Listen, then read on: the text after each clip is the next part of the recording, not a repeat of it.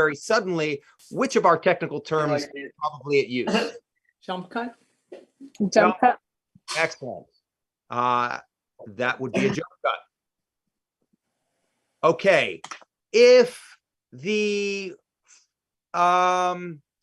image is in sharp clarity from the foreground to the middle ground to the background, right? So that we can see everything in the shot all at once, not Jump like cut. my camera is at the moment. Let's see if I can. There we go. A little bit more like this. And everything from the foreground to the background is in sharp clarity. What do we call that? What technical term is that? Deep focus. Deep focus. Excellent. There are some theoretical reasons why that would be used, aesthetic reasons. We'll talk more about them later. But for now, that's correct. That would be deep focus. Let's blur that background again. All right. If we have an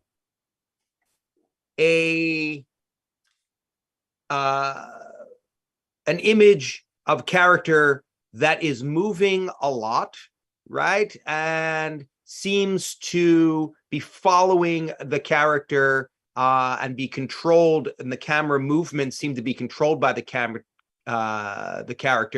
and it's the shot is lasting, even with all the different shots between, for a long duration. What would we call that? What technical term is that? Long take. I kind of gave it away. I said a long duration. Yeah. That's right. A long take. Exactly.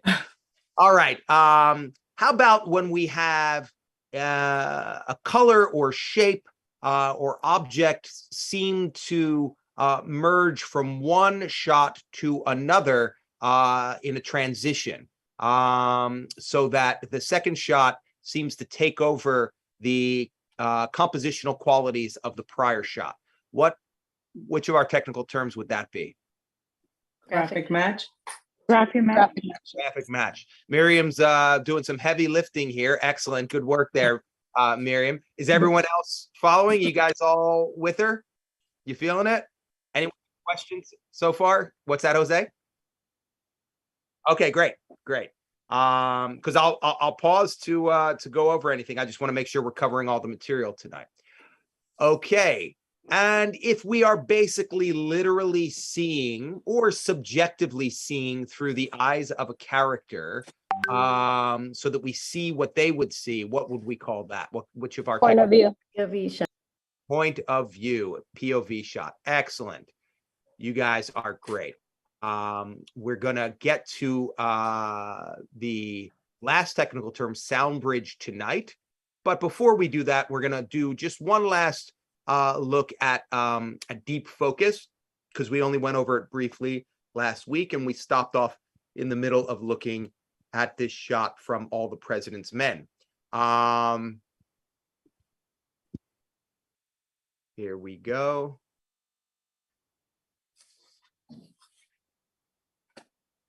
Let's watch this through. And then I already talked a little bit to you guys about what you're looking for and to why this is deep focus and how it's used aesthetically. But let's see if you all are able to see for yourselves. Again, this is from All the President's Men. Mitchell know he was talking to a reporter? Yeah, but I think I woke him up. You had good notes?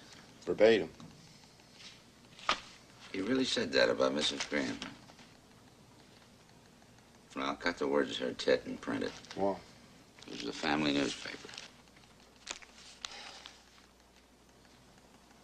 You know, once when I was reporting, Lyndon Johnson's top guy gave me the word. They were looking for a successor for J. Edgar Hoover. I wrote it, and the day it appeared, Johnson held a press conference and appointed Hoover head of the FBI for life. When he was done, turned to his top guy, and the president said, "Call Ben Bradley and tell him fuck you."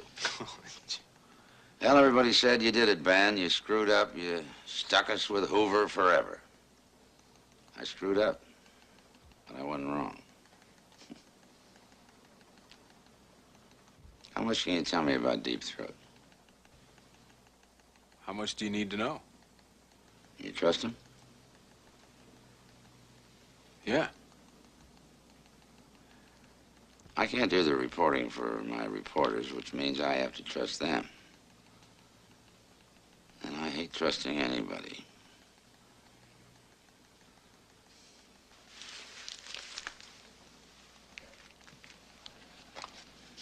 Run that baby.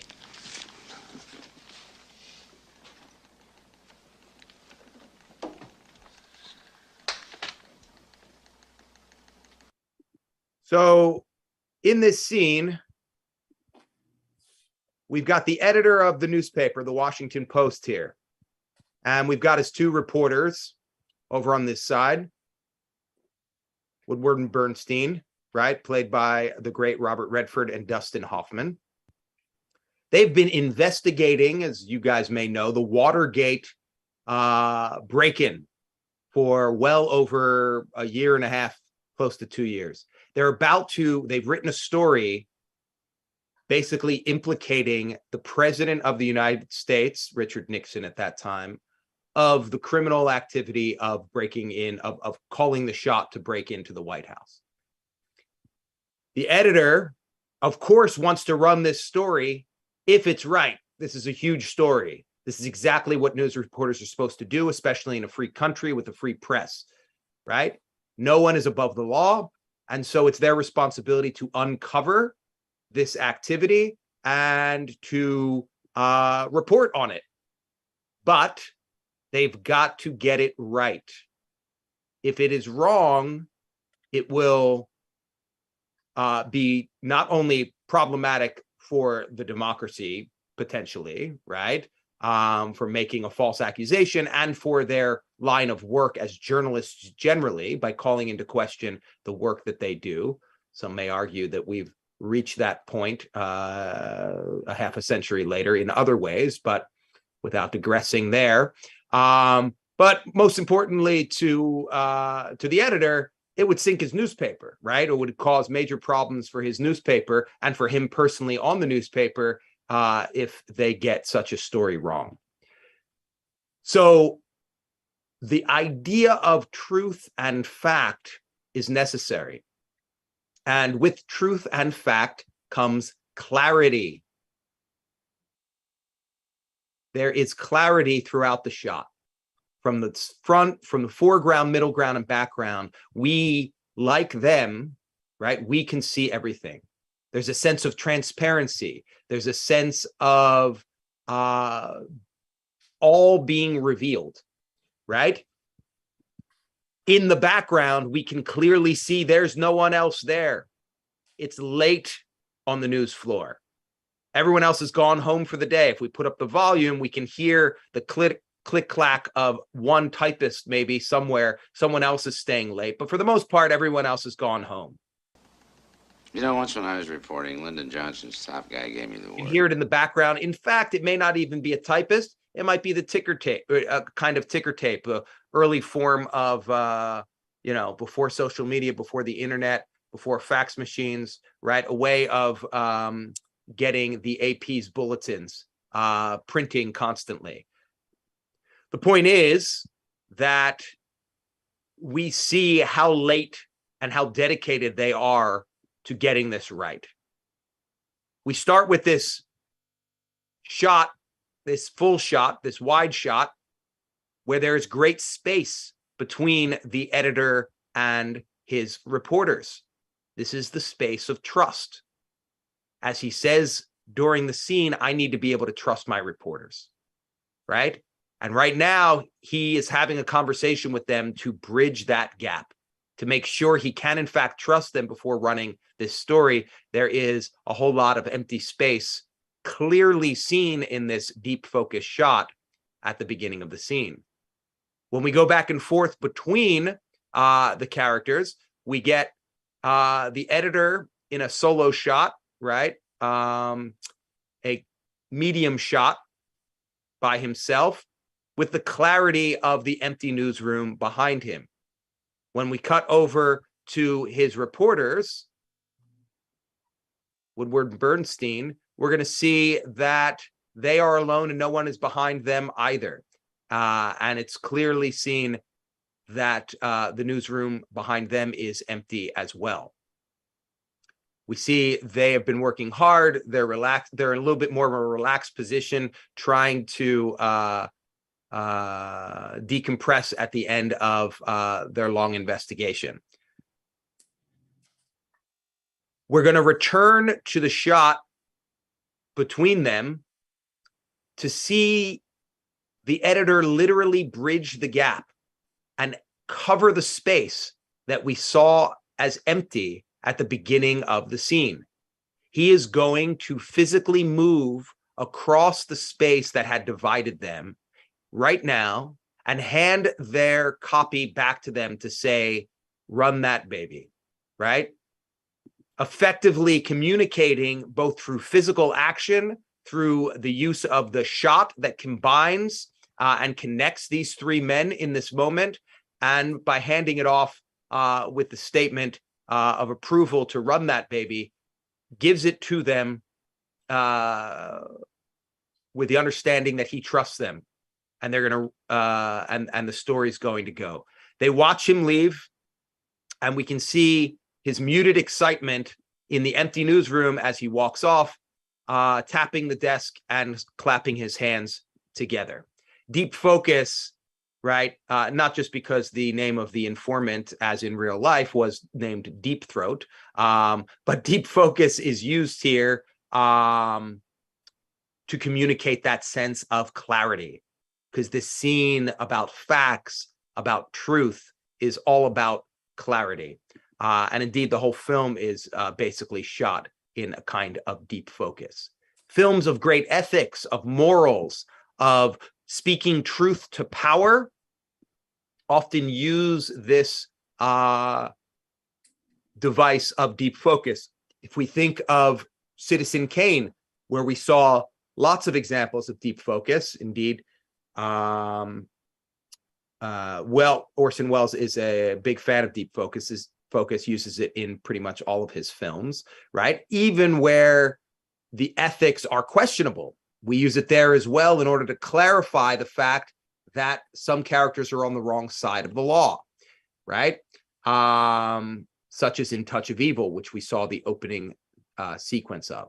The point is, where there are these questions, right, deep focus can be used as a way to create an objective clarity about what we, the audience, might see as right and wrong, even as the characters walk through that space in a bit of a cloud sometimes. But the point is, objectively, when everything is clearly seen, foreground, middle ground, background, then we are in a sequence of deep focus. Any question about that? Everyone has that technical term? Oh, the mass drop. He got the same mass as me, the 1.5 or generation 1. Okay. No, Professor, we don't have any questions. No questions. Thank you, Angela. I appreciate that. I was just, yes, gathering us together here. Okay, so how do we achieve deep focus, or how does the DP and the cameraman and the lighting team, the grips, the director, how is deep focus achieved? Well, in two elements are necessary from the cinematography. So returning to cinematography and our discussion of cinematography, right? There are the main tools. Who wants to guess what the two main tools of cinematography are? Camera. Excellent. Camera, right? Which often can move, right? Lighting, Professor? And lighting. Excellent. Who was that? Is that Angela? Thank you. It's camera and lighting. That's how we get to, so the deep focus is achieved when there is the use of a wide angle lens. You don't necessarily need to know this, but those of you who have an interest in these technical questions, a wide angle lens means that the aperture closes very, very tightly, right? And alternatively can open very large, right? And lets in the most amount of light, okay? Wide angle lens, if you allow the most amount of light in, you can get clarity from the foreground, middle ground, and background. But in order to do that, you also need to have the lighting placed in the foreground, middle ground, and background, accurately illuminating all of those sections so that the camera has something to capture, because the camera can't capture anything if it's not lit. So the camera uses the wide angle lens, and the lighting needs to be distributed in a way where everything that we want to see clearly is well lit, right? This uses the fluorescence, probably brighter than actual fluorescence, in order to light up the space for the purposes of the film. But as we can see, everything is lit here. Of course, in Wells, let's use this example. Orson Welles likes to use what's called film noir, dark film. The literal translation from the French is black film, right? Meaning that there are mixtures of light and shadow. We get the deep shadows over here, and then the brightly lit objects here. The contrast between those, the light and the shadows, allows our eyes to be drawn to specifically what the director wants us to see. The top of this building is dark, the neon is bright, the street is dark, the car is lit, right? The objects that are well lit not only draw our attention to them, but we can see in the background, the car here is in focus. And as we see something in the foreground coming up here, right? Our characters crossing the street and the stop and the police officer here, all of it is in sharp focus. Our main characters here walk out of the shadows into the light. And we're going to follow them now as they walk through darkness and light.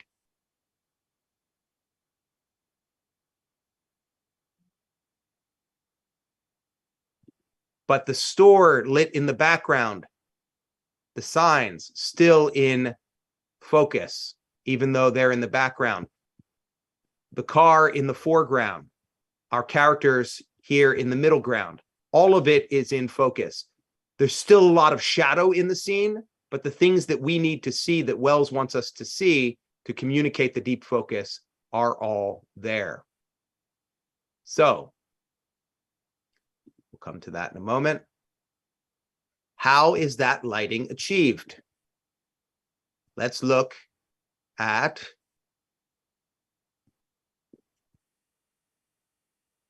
three-point lighting here. Actually go to the definition first. Let me stop sharing this screen and share the other one. This is classic Hollywood three-point lighting. Okay, there are three types of lights that are used in three-point lighting. It is a common arrangement for creating a balanced and realistic looking image by utilizing three directions of light on a subject or scene. Now, these terms are in alphabetical order, but I'm going to share them with you in the order of greatest illumination. That starts with the key light. The key light is the main or brightest source of illumination coming into a scene. Now you can see that three-point lighting is highlighted, which means it's one of your glossary terms, of course. But it's not so much three-point lighting you need to know, it's each of the individual lights. So you can imagine that each of these types of lights are highlighted. Key light, the main or brightest source of illumination coming into a scene. What does that look like? Let's move this right here so it's a little easier for us. I can just go back and forth. Key light is right here. This arrangement is a classic three-point lighting arrangement. I'll come back to that in a moment. But for now, suffice it to say, the key light here is your brightest light. Where on the subject, who we're seeing from above here, right? There's his hair, eyes, or hers, hair, eyes, face, right? Professor, we're not seeing the screen. Professor, yeah, I'm looking Yeah, at we're not seeing this 180-degree line of action. Thank you. I apologize. I moved the. There we go. Here's the key light. Sorry about that, gang. Thanks for calling it to my attention. Here's the key light. Here's our subject who's being recorded. Here's the camera. Okay. I'll get more into this arrangement in a moment. This is a classic 3-point lighting arrangement. The key light is directed to where on the actor, on the figure, what part of his or her body. This is like an Face. overhead view, right? This is from, yeah, this is an overhead view. Yes, this is from above. It's the head, no? Directly in front in the face, no? Directly in front. That's right. Yes, it is potentially his head, but the point is the front of the body, right? Thank you, Angela. Yeah. So this key light is the strongest form of illumination, and it's directed right at the front of the subject, the main or brightest source of illumination. And in a typical arrangement, that's going to be facing the subject. Okay. Next, the second light is the fill light. Fill light is a supplementary illumination provided from a source less bright than the key light and used to soften deep shadows in a scene. Okay, what do we mean by this? Once you have the key light, if you don't have the fill lights, and you can see in this case, there are 3 of them there hitting different parts of the character, there's going to be harsh shadows on the character, right? I'll show you an example of what that might look like. Let's go here.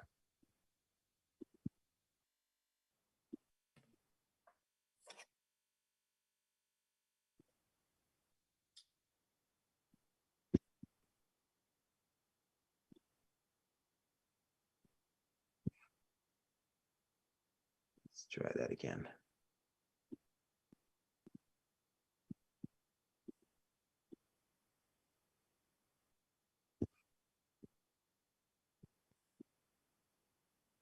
Everyone see the harsh shadows on his face over here? Right? Yeah. Yes. The key light would be coming from over here, directly on the face. But then there, in this case, because this is film noir, there is no fill light. Okay? There's no fill light. What the fill light would do would be to fill in those shadows, to create additional supplemental lighting to soften the shadows. What might that look like? Right here. We'll come back in a moment. This is a more balanced lighting image. This is classical 3-point lighting. We'll come back in a moment to that one. Finally, so we've got key light, main source of illumination, fill light, supplemental illumination to soften shadows. Notice that both are on the camera side, same side as the camera to the subject. Then we've got one more. This one's on the opposite side of the subject from the camera. Okay, and this is the last one, sometimes called rim light, sometimes called backlight.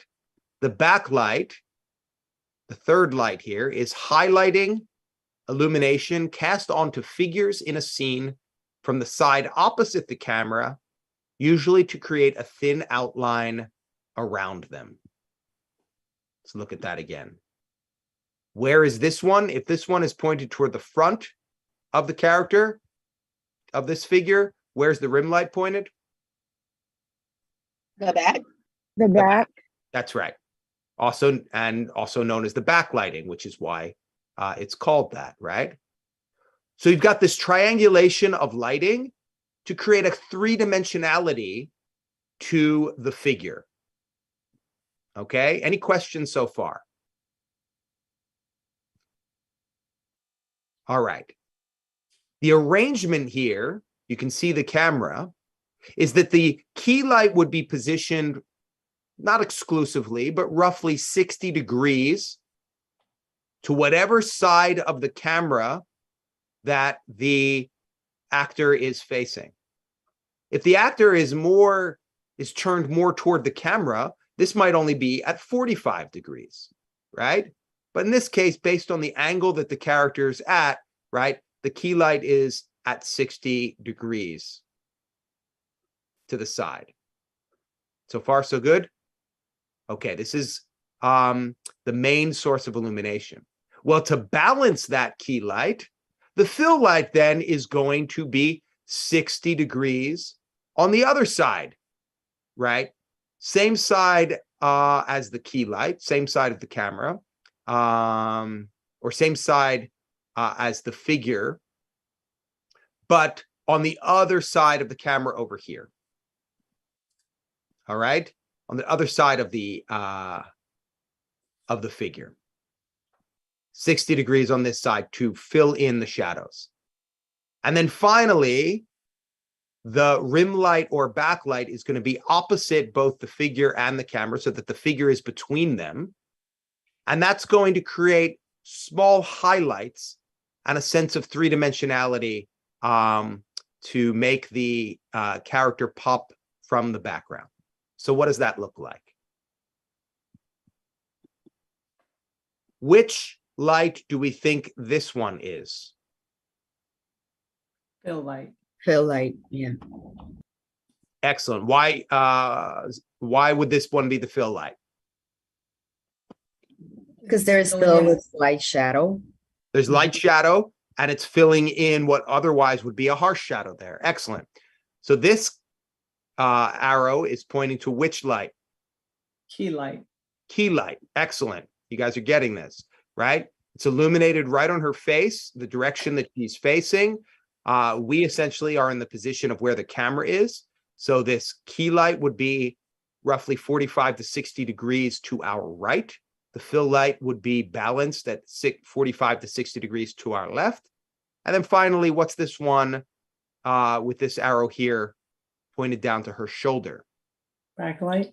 That's the backlight or the rim light. As you can see, it creates this little illumination, right? If that's not there, this darkness, this shadow we see on her shoulder would carry back to the back of her body as well.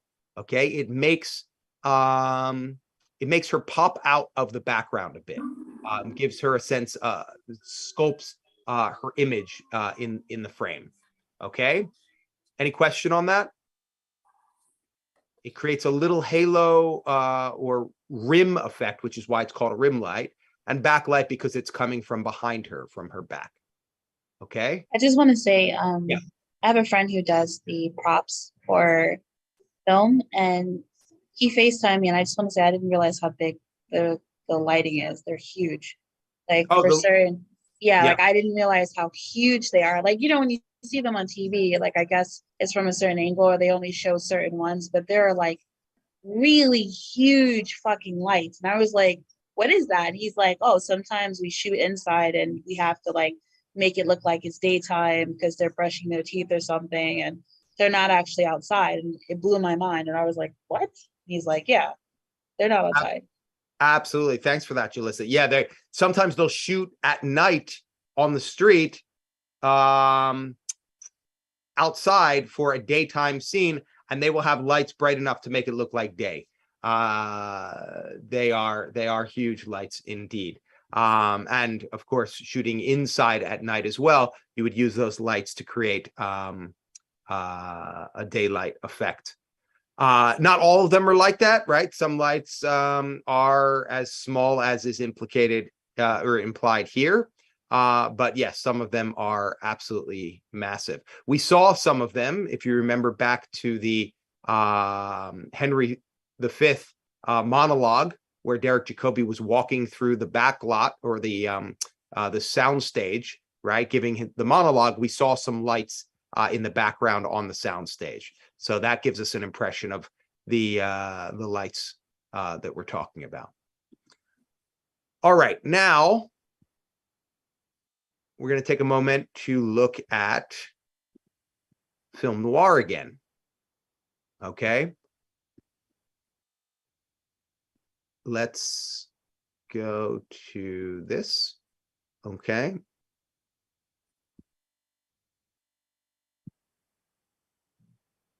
This is film noir utilizes what's called low key lighting. Low key versus high key lighting.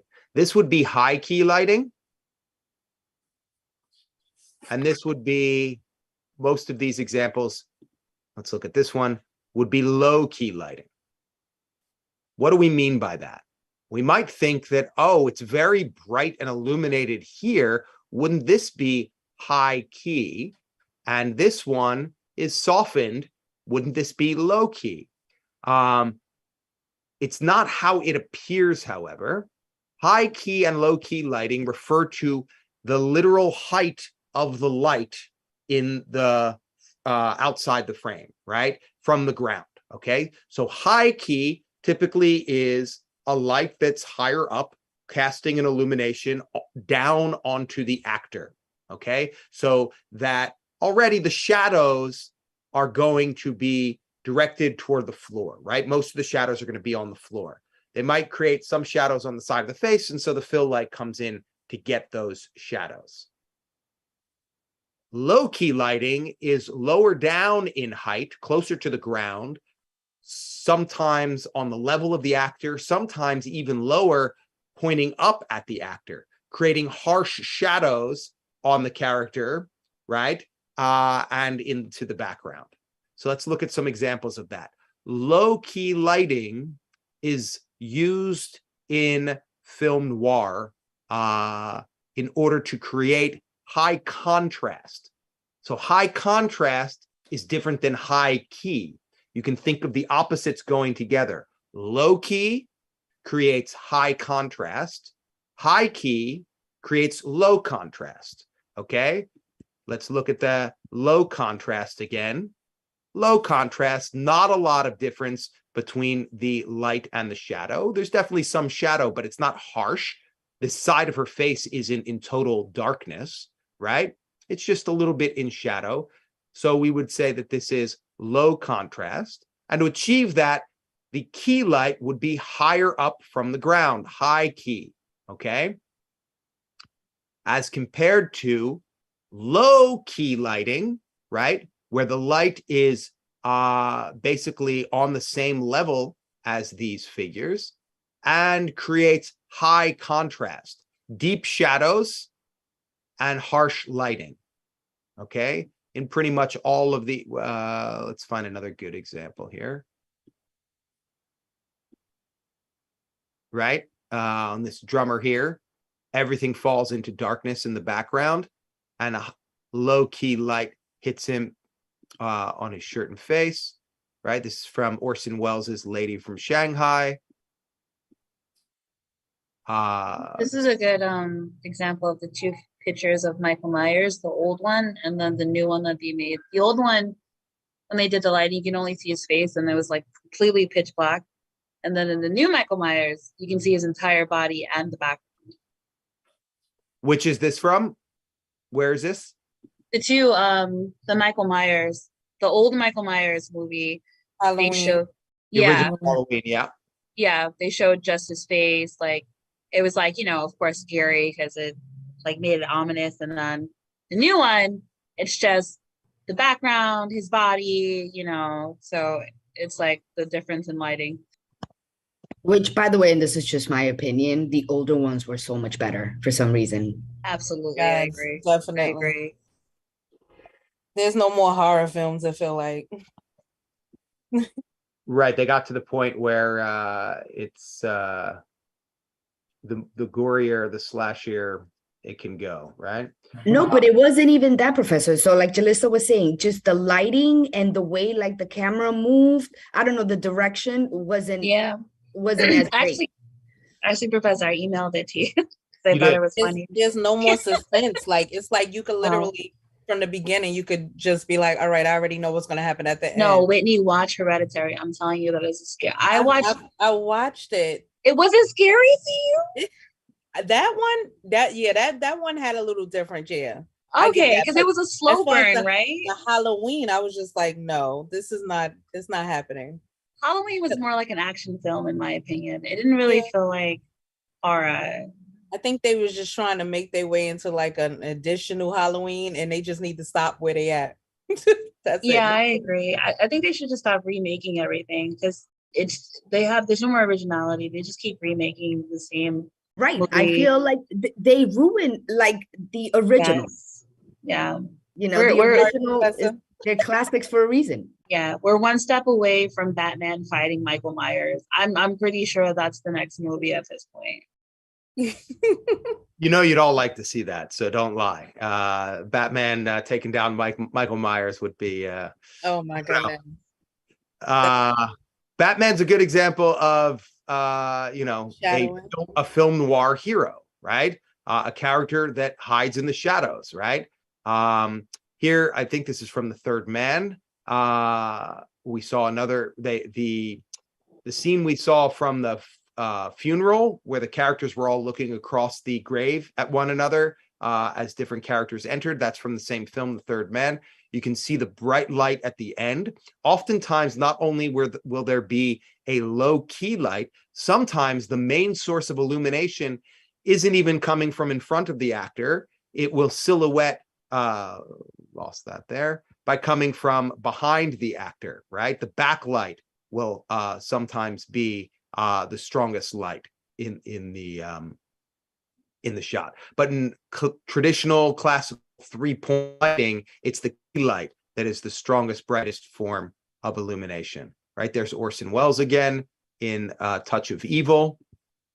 We can see the dark shadow here and the light coming up onto him, low key, shining up at the actor here. So the contrast is high contrast, but the way to achieve that high contrast in these film noir movies is a low key light. On the contrary, when we have low contrast, we are typically using a high key light. Any question on that? Okay. So far, so good. So let me put up one more time our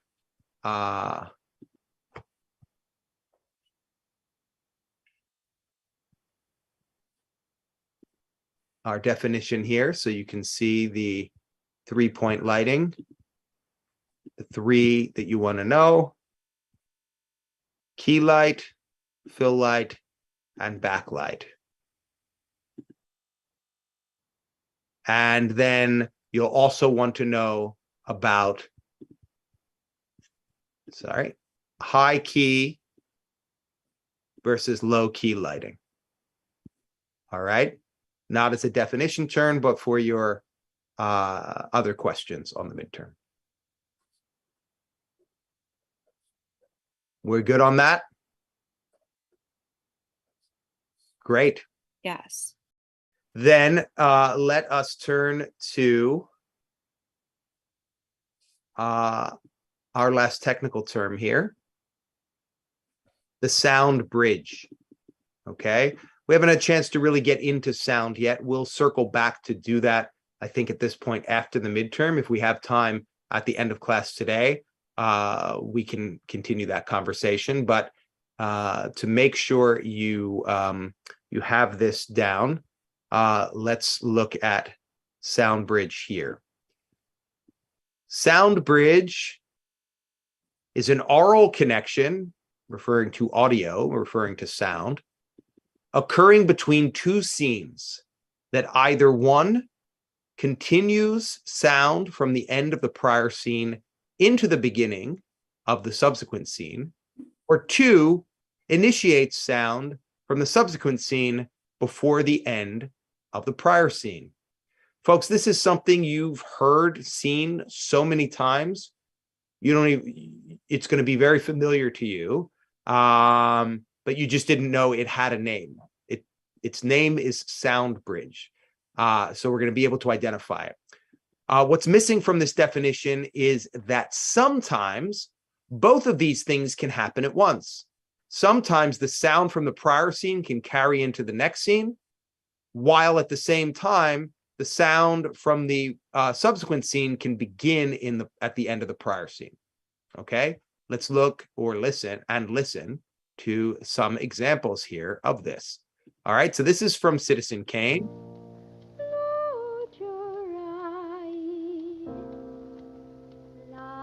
You all saw this already. And as she finishes her song, Kane's going to clap for her. There is only one man who can rid the politics. And that clapping is picked up by this small group of gathered voters at this campaign stump speech as he runs for governor, right? Kane for governor. This is the first time we see him on his stump speech. Let's listen to it again. We can hear that both of these are present. The sound from the prior scene of Kane clapping alone continues into the subsequent scene, and the sound, from the subsequent scene of this small gathered group of voters begins in the prior scene. There is only one man who can rid the. This is one of the very first uses of a sound bridge.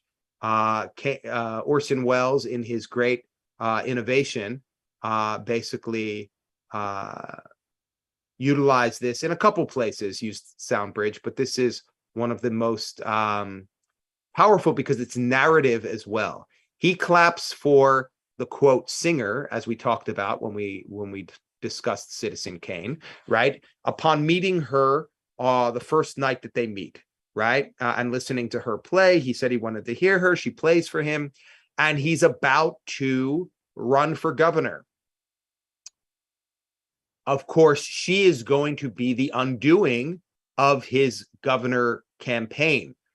This connection in sound of him clapping for her and the small gathered crowd clapping for him connects the idea that while they're clapping now at the beginning of these two moments, the first time he meets her and the first time he is speaking before a crowd, by the end of all of this, they're not going to be clapping at all. He's going to have lost his bid for governor, drop out of the race, because the scandal will have broken that he's been having an affair with this very woman, right? So the clapping not only is the use of a sound bridge to get us from one scene to another, but it actually sets up here at the beginning the whole theme of accolade and celebration of these characters, which of course is going to be their undoing. Because when Kane seeks to have a whole crowd or a whole opera house clap for Susan later by building the opera house for her in Chicago, that's all going to go very badly, right? And she's not going to be celebrated the way that he wants to celebrate her.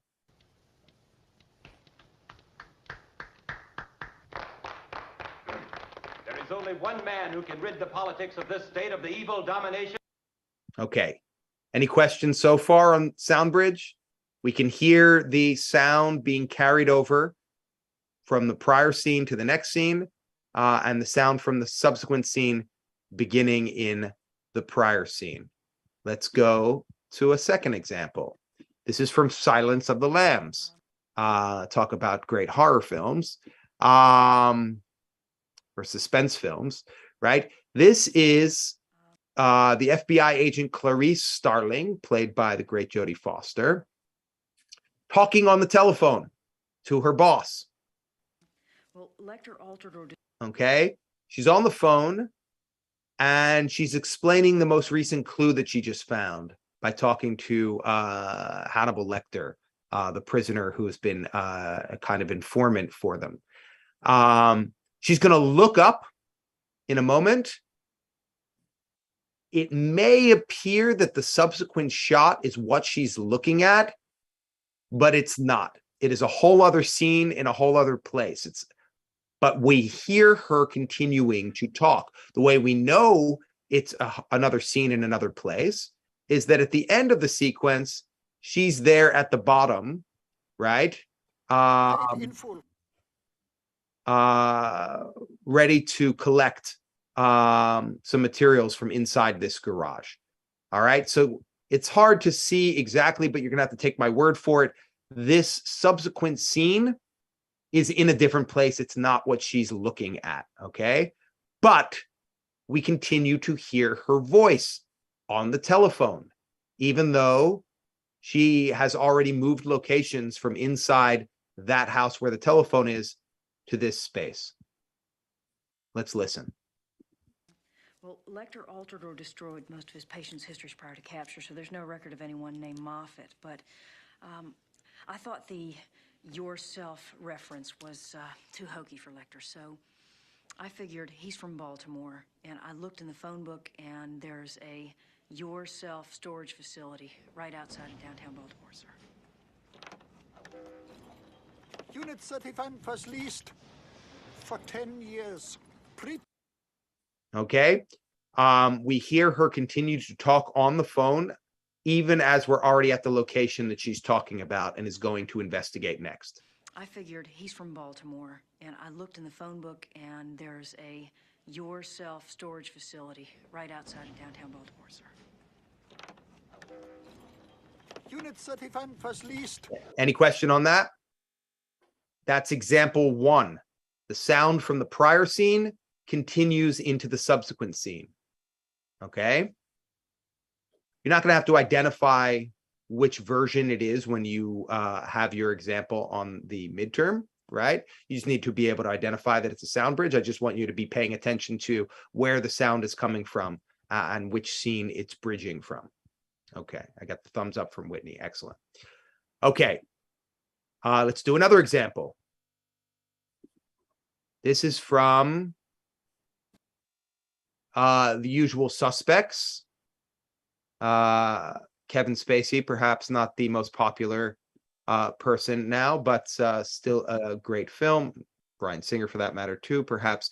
But still a great film. What we're going to see here is this character being interrogated by good cop, bad cop, right? Literally, two police detectives in a precinct in the police office.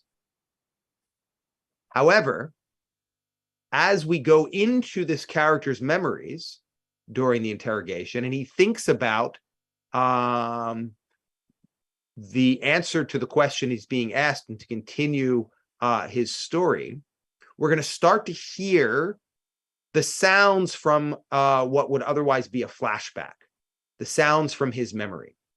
Let's listen to it, then I can talk a little bit more about it. But the point is, this is example 2. We are going to hear the sounds from the subsequent scene beginning in the prior scene here inside the police station. Back when I was picking beans in Guatemala, we used to make fresh coffee. Right off the trees, I mean. That was good. This is shit, but hey, I'm in a police station. Can we get started again? Now, what happened after the lineup?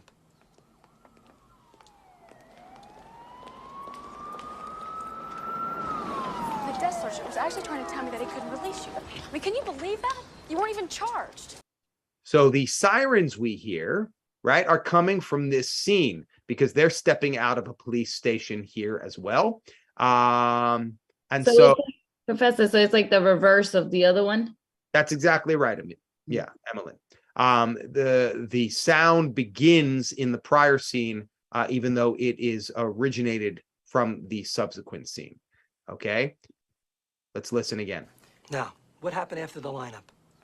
We start to hear it even before we see his face, right? We hear it when we're still on this officer's face. The lineup.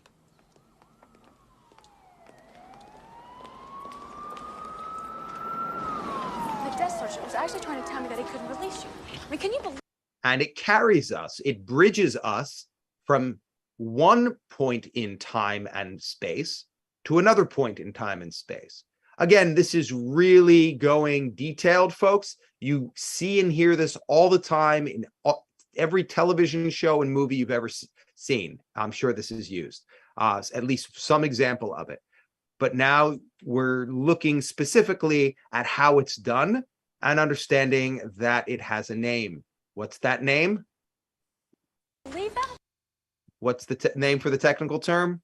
Sound bridge. Sound bridge. You got it. You got it. All right. One more example.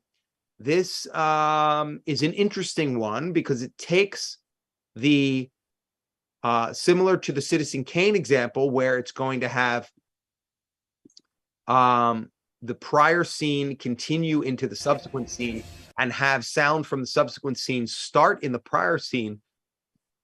They're not exactly the same sounds, and it blends two slightly different sounds. So let's listen to it first, and then we can break it down.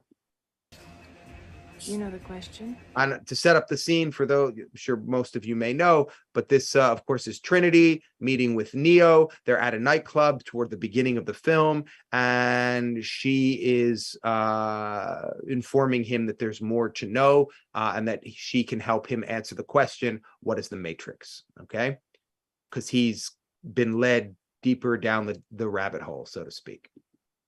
Just as I did. What is the Matrix? The answer is out there, Nina. It's looking for you. And it will find you if you want it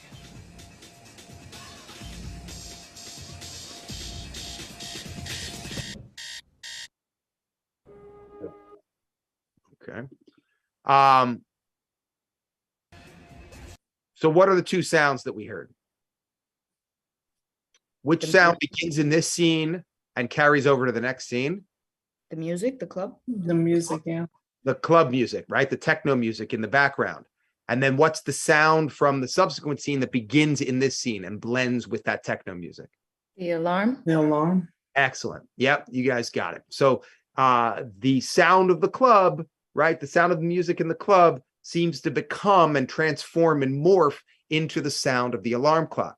This is particularly useful narratively in the film, for those of you who know it, because it makes us wonder, just as it makes the main character Neo wonder, was all of this a dream, right? He's waking up from the alarm, and the alarm, as we all have experienced ourselves, the way we bring in outside sounds into our dreams, right? We start to hear it in our own mind while we're dreaming, and then we wake up and the sound's actually in the real world that we've been hearing. The film, the Wachowski siblings do an excellent job of blending that here and creating that dreamlike merging here, so we don't know what is real. The answer is out there, Nina. It's looking for you. And it will find you. You can hear that the bass right there in the techno becomes the alarm clock. It's out there, Nina. It's looking for you. And it will find you if you want it to.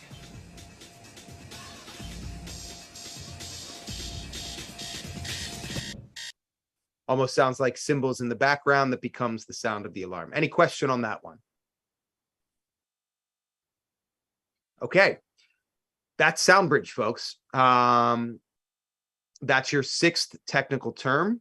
That rounds out the technical terms. We will go over them again later in the class this evening as we do our official review. We won't necessarily look at examples, but hopefully you have that down. If there are no questions on that, then let us jump to another part of sound and introduce a new glossary term for you. First of all, here's the review of the other glossary terms we've gone over, right? I think you know these all at this point, but just take a quick look here. We've got our camera movements, right? We'll talk about those again later. We've got our depth of field, right? Remember, this is a glossary term referring to the area of sharp focus. We've got take, which is the action to cut moment, right? Single recording of a shot without an edit. 3-point lighting we just went over with our 3 types of lights. And now we have this wacky Greek term we're going to introduce right now, diegesis. Diegesis. It's basically a Greek term that means narrative. Anything that's in the narrative world of the film. So let's look at the definition right here. The narrative world of a film, including all the action, events, spaces, and content of a story, whether those elements are physical or abstract, and whether or not those elements are ever depicted on screen. We never see the Force in the Star Wars films, and yet the Force is part of the narrative world of the Star Wars films, right? It is an abstract idea. We can see the effects of the Force by the way characters move and interact with each other, but it is not something tangible itself that we actually see, right? But it's part of the diegesis. It's part of the narrative world of the film, okay? I want to emphasize that so we can distinguish it from the mise en scène, because everything in the mise en scène are tangible things that we can see, right? They're also, we can say, part of the narrative world of the film, but they're part of the scene itself, right? The mise en scène are going to be tangible objects, props, costumes, character, movement, behavior, speech, things we can see, hear, and engage with, right? The narrative world of the film, on the other hand, is a larger universe of ideas. They can include abstractions, and we call that the diegesis. Any questions so far? Okay, let's look at some ways we can break this idea down. Musicals are particularly useful in talking about the diegesis, right? You might be wondering, well, what in a film would not be part of the diegesis, right? Wouldn't everything in the film be part of the narrative world of the film? Well, not necessarily. If the world of the film, the actors, excuse me, not the actors, the characters within the film are aware of what we're seeing or hearing, then presumably that's part of the narrative world of the film.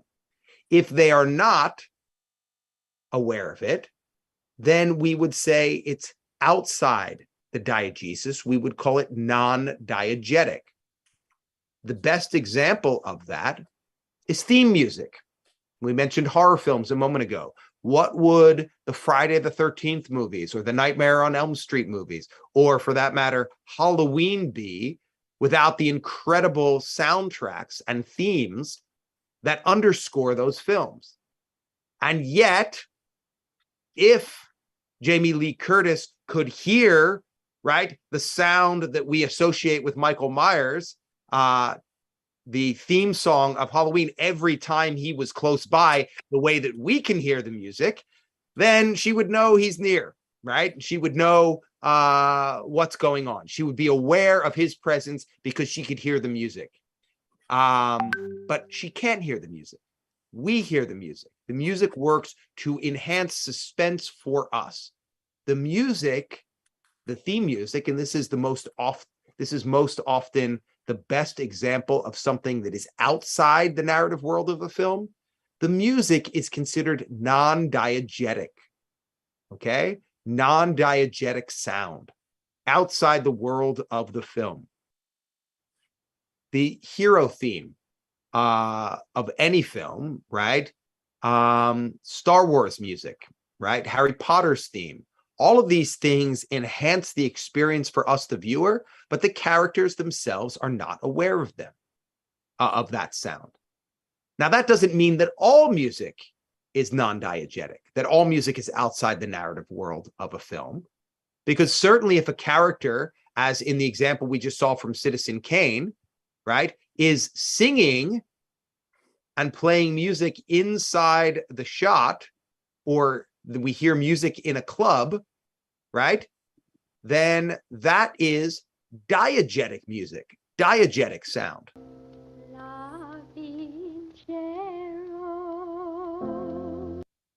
Her voice, her singing voice, and the piano playing, the sound of the music here is part of the narrative world of the film. Kane can hear it, she can hear it, right? They are engaged together in the experience of listening to that music. Just like the techno music here in the club in the Matrix. And when he found me, he told me I wasn't is really also looking for him. diegetic sound. It's sound that the characters can hear. It's part of the narrative world of the film. Does that make sense? Any question on that? So what happens when we have a musical?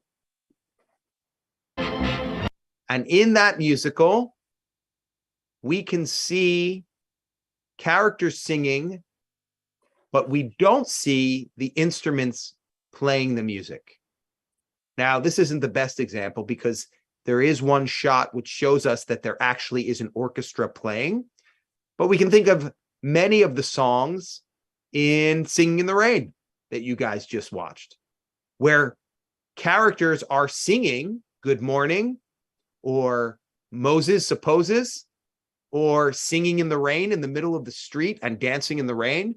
And we hear the music playing. We hear the instrumentation of an orchestra, but there is no orchestra around.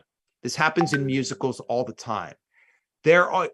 What the musical does is merge the diegetic sound of the characters singing with the non-diegetic sound of the music playing when there's nothing motivating the music inside the scene.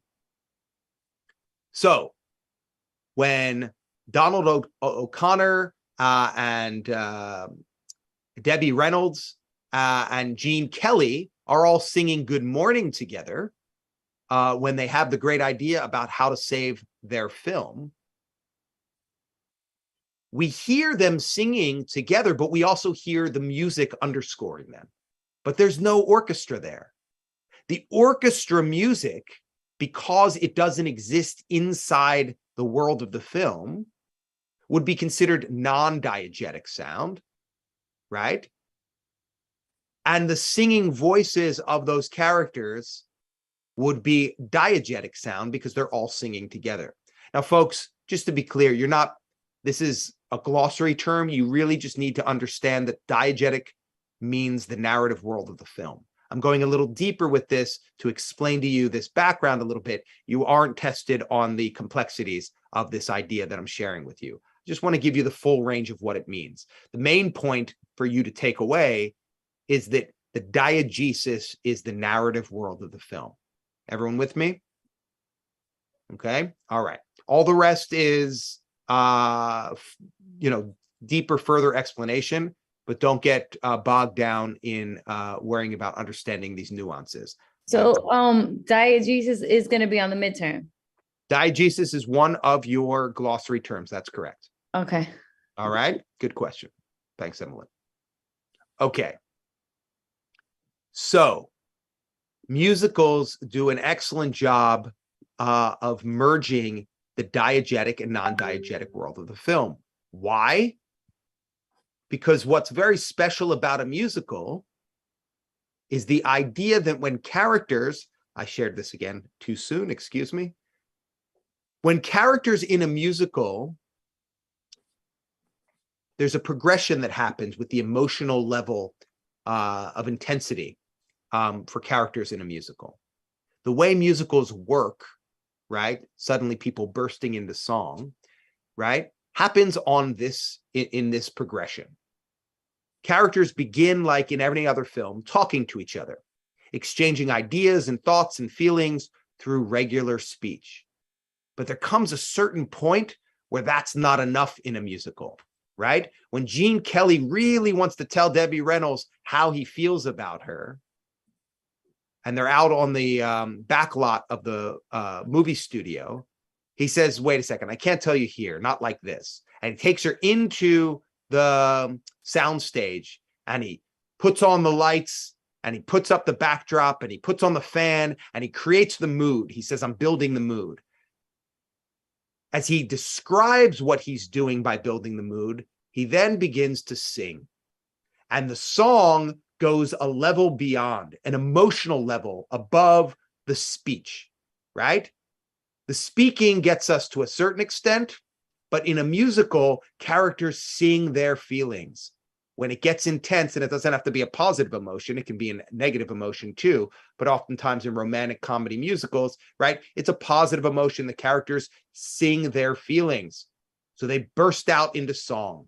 That's the idea and intensity of a musical. What's beautiful about that is that the voice, oftentimes, as it is in Singing in the Rain, is diegetic, so that the other character, Debbie Reynolds, can hear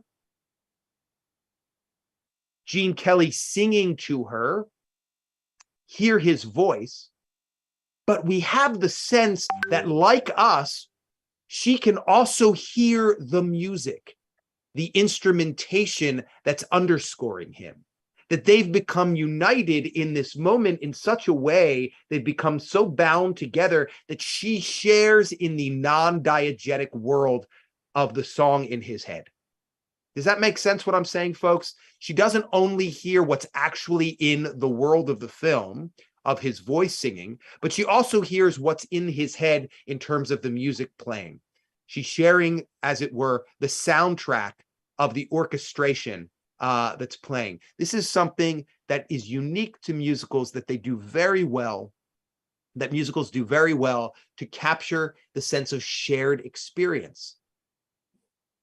Now, in no place is this even more powerful than the third level. We go from dialogue to song, which is a heightened level of emotional connection, to the top level. What do you think happens when a character can no longer just sing their feelings? What do they have to do in a musical? Dance. Dance. You got it. Thanks.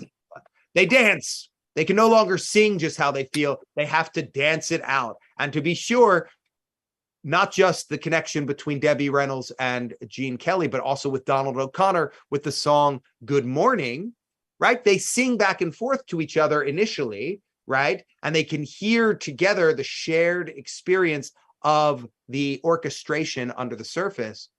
But then they have a full dance sequence together. But there's no actual orchestration in the diegetic world of the film.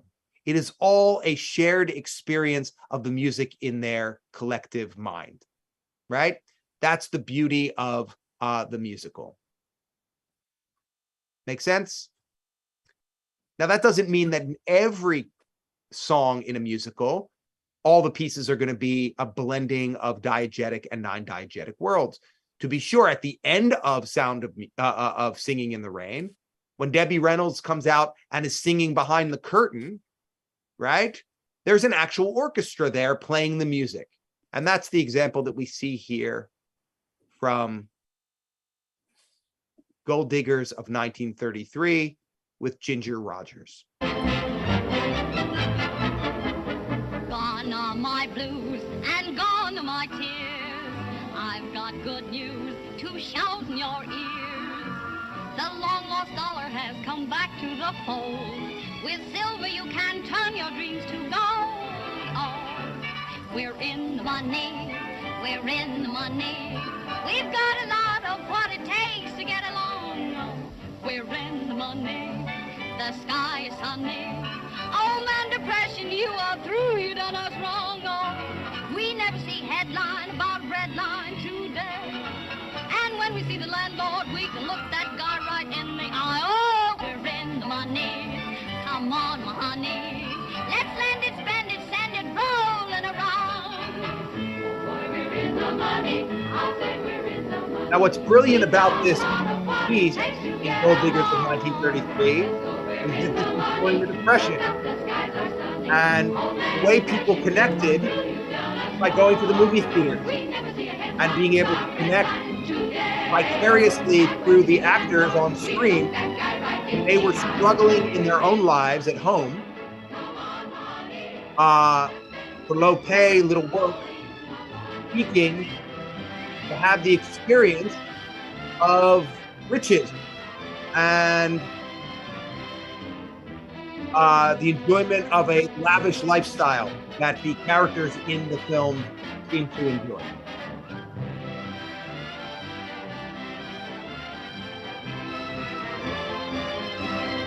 Now, Ginger Rogers is going to sing in Pig Latin here, which was very popular at the time.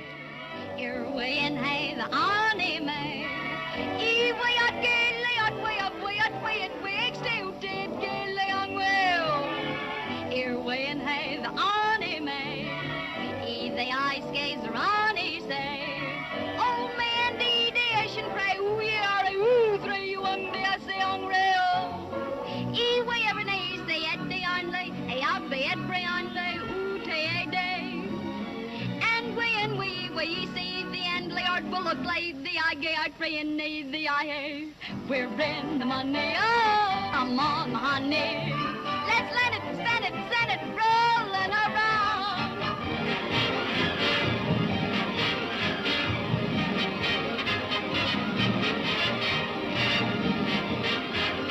Now, in a moment here, we're going to see the actual orchestra right here. We know that the instrumentation as well is part of the diegetic world of the film here. Okay, well, this is by the great musical director Busby Berkeley. We'll talk more about that hopefully at some point, and another example from Footlight Parade at some point after the midterm. There's a lot to say about what he was doing very inventively with musicals and the camera at that time. Let's look at another example of diegetic sound here. This is from Annie Hall by Woody Allen. And his character, Alvy Singer, here is in line with the eponymous character, Annie Hall. They're in line for the movies, and Alvy is a bit annoyed by the sound of this film professor. We can be very annoying at times. This film professor from Columbia University talking in line behind him very loudly and at length. And the idea of breaking the fourth wall, which you guys remember from earlier in the semester, which we saw in The Great Train Robbery at the end of the film, where the character is looking at the camera, the bandit, and pulls a gun on the audience, right? The breaking of the fourth wall, the speaking to the audience.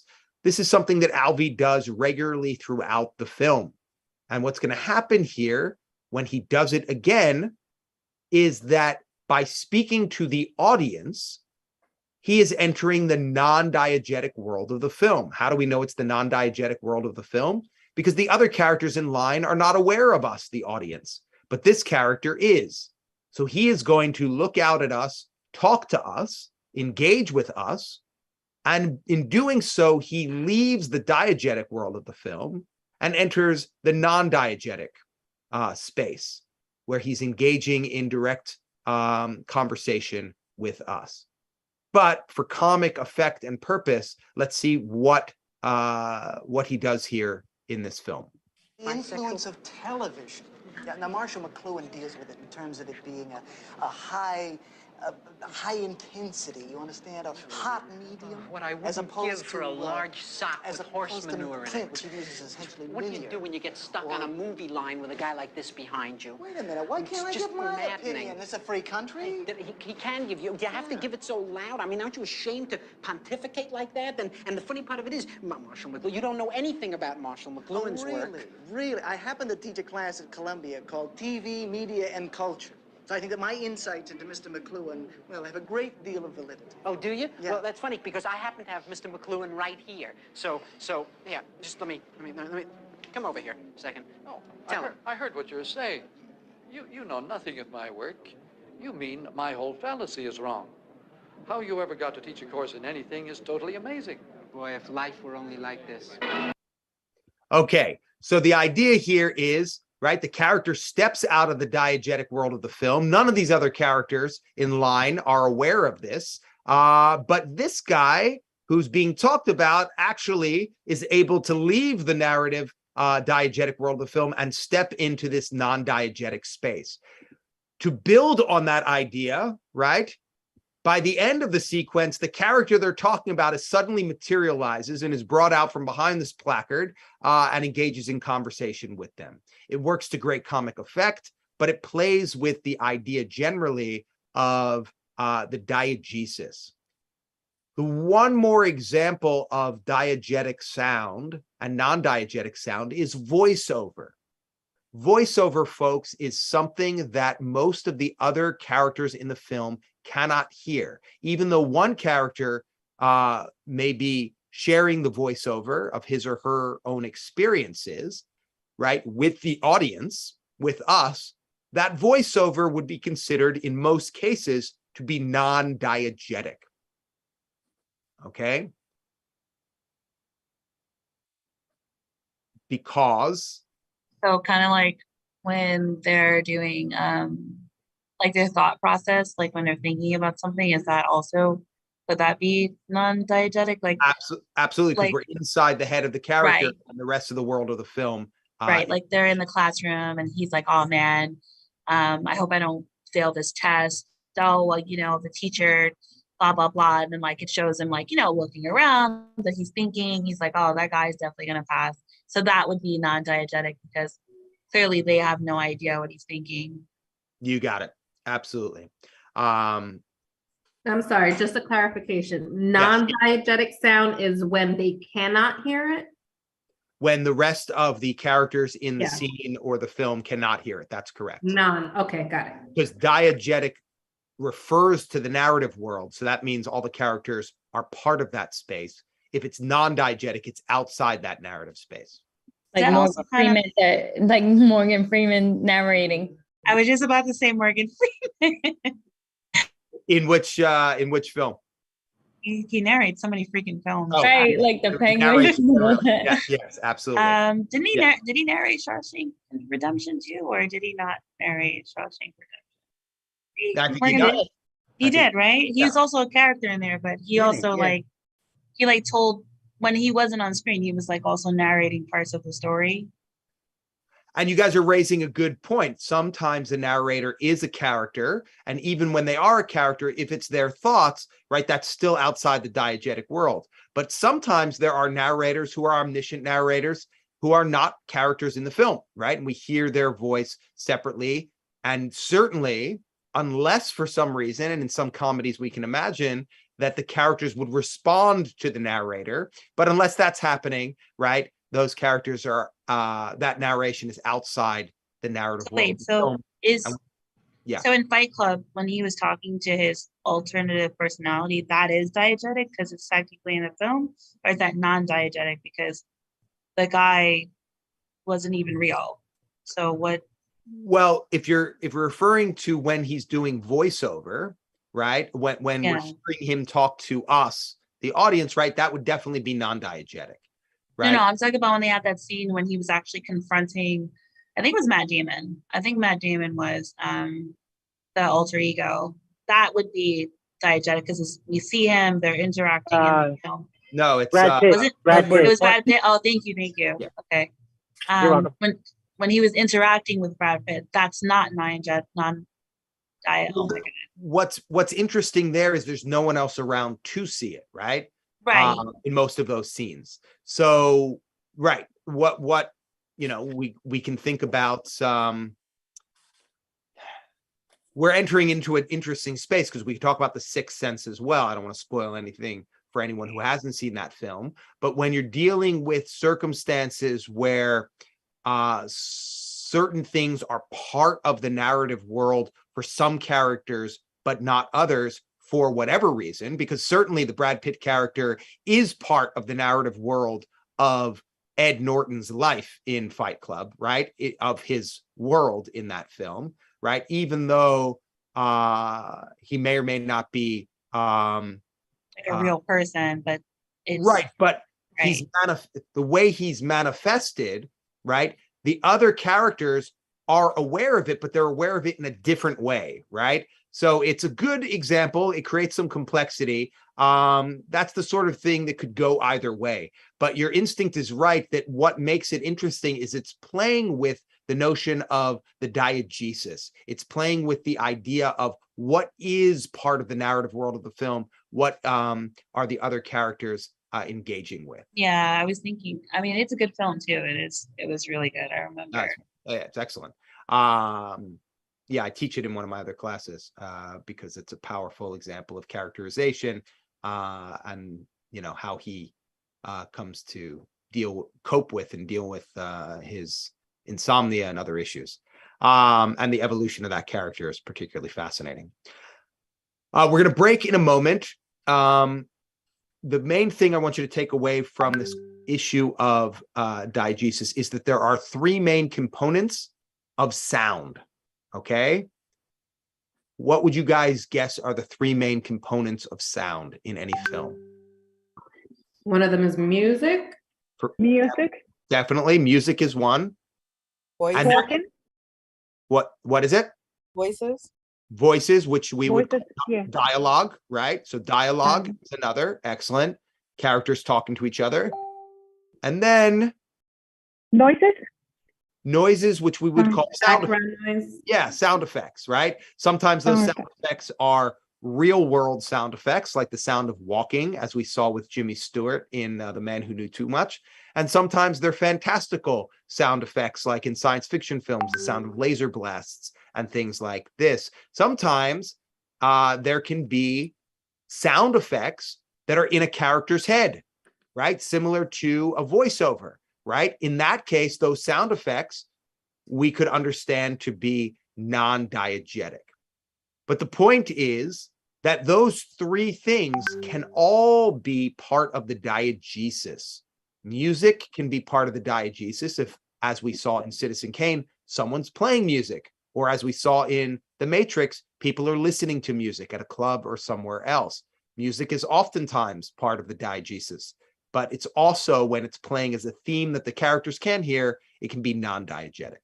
So music, dialogue, and sound effects, right, are all part, can all be part of the narrative world of a film.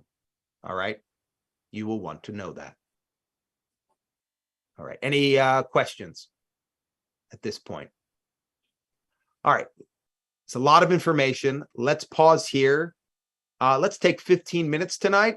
I think we've wrapped up all of the primary material. I'll let you guys breathe because when we come back, we're going to do a full court press review on the midterm review. Okay. And go over everything that we did a pretty good review already, but we'll do it again with a little bit more detail. And you guys I'll prompt you with some questions, but you guys will lead me with the answers. Okay. Have a good 15 minutes. See you around 7:50, 7:50, 10 of 8.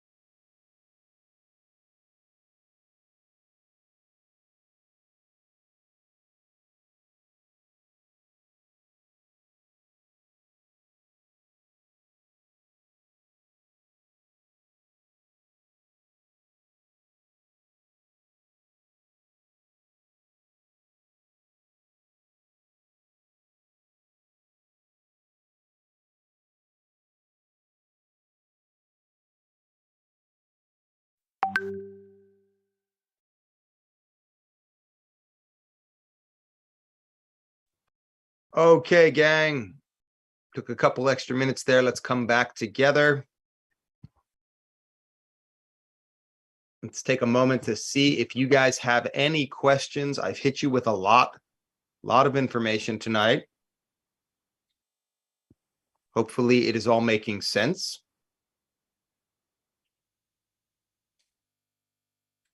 Went over a couple new technical terms, went over lighting, went over some sound, new sound concepts.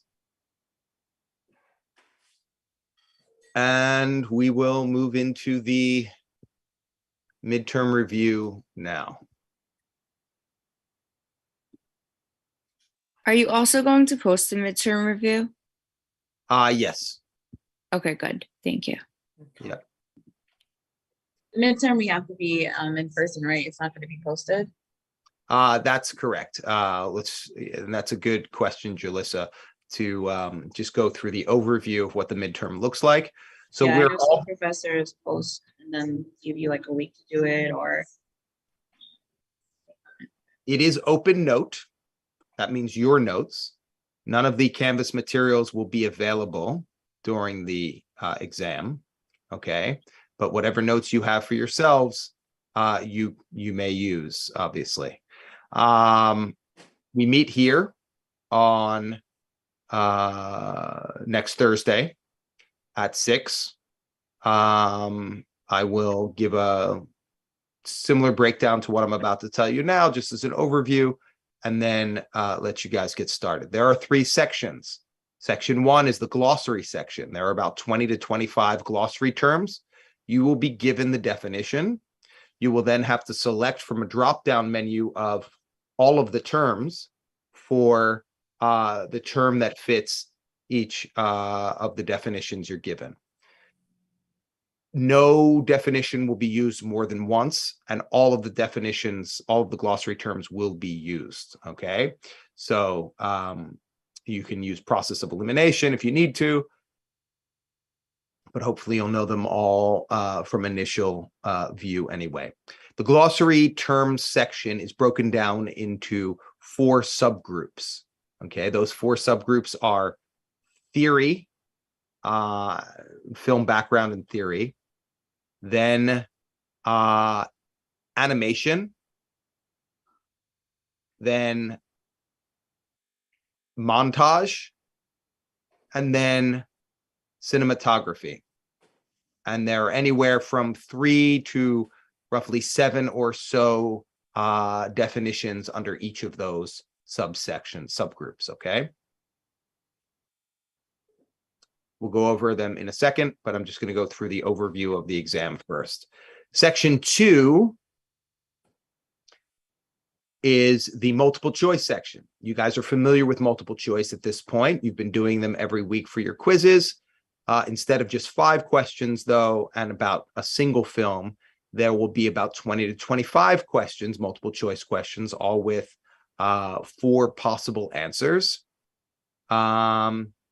And that will range from, oh, excuse me, long day for me. I biked my way from my other job to the train station and back. So it's hitting me here at 8 o'clock at night. All right. The multiple choice section will be about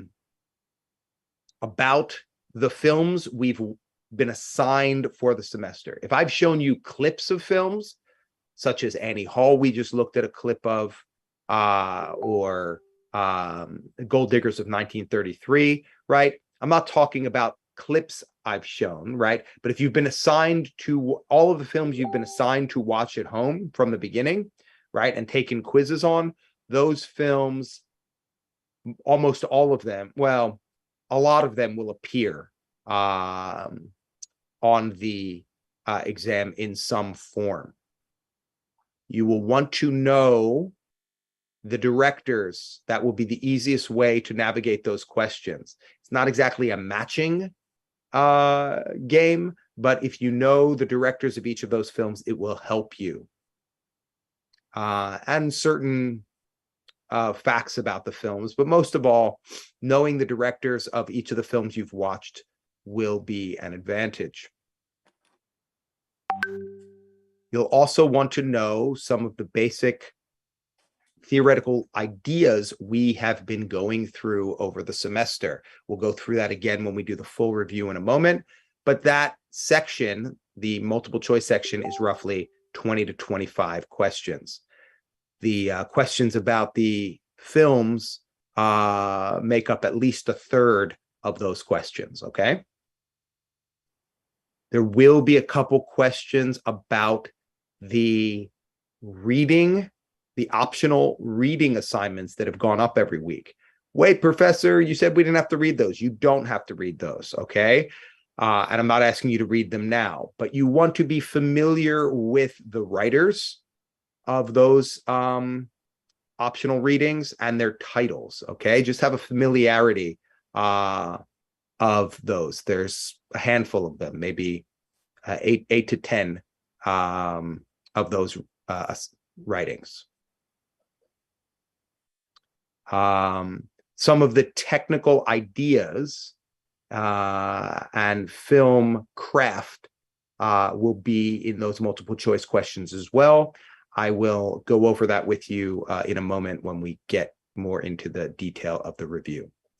Section 3 of the midterm. Who wants to tell me what section 3 is comprised of?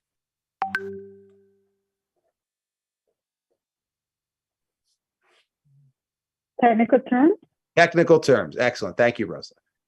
The technical terms is section 3. You will get credit just for naming each of the technical terms, so know them. Know your 6 technical terms. That's partial credit by itself. It's jump cut, point of view, graphic, back, long take, and I don't remember the rest. But I'm gonna help out Melissa. Keep focus. Keep focus. And what do we learn tonight? Sound bridge. Oh yeah, sound bridge. We just learned that one, which is actually pretty cool. That one's I like sound bridge. That one's cool. Okay, so good work there. You guys are already getting it. You will get credit for naming them, and then you will be shown 6. Naming them or writing them? Writing them. Yeah, it's all on. You'll be taking it on Canvas, so, and you can work at your own pace. Yeah, you will be writing them. There'll be short fill-ins. You don't have to explain them. You just have to write in the name, and then you will be given 6 clips, 6 video excerpts, right, from different films.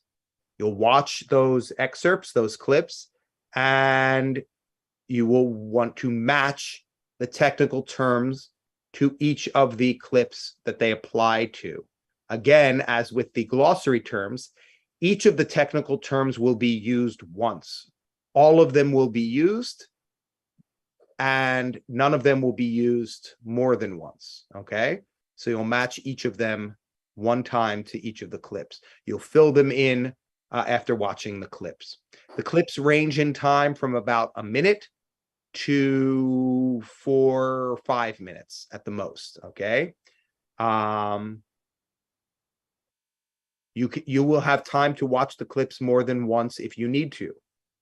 It may be that more than one technical term, you may think that more than one technical term applies to a given clip.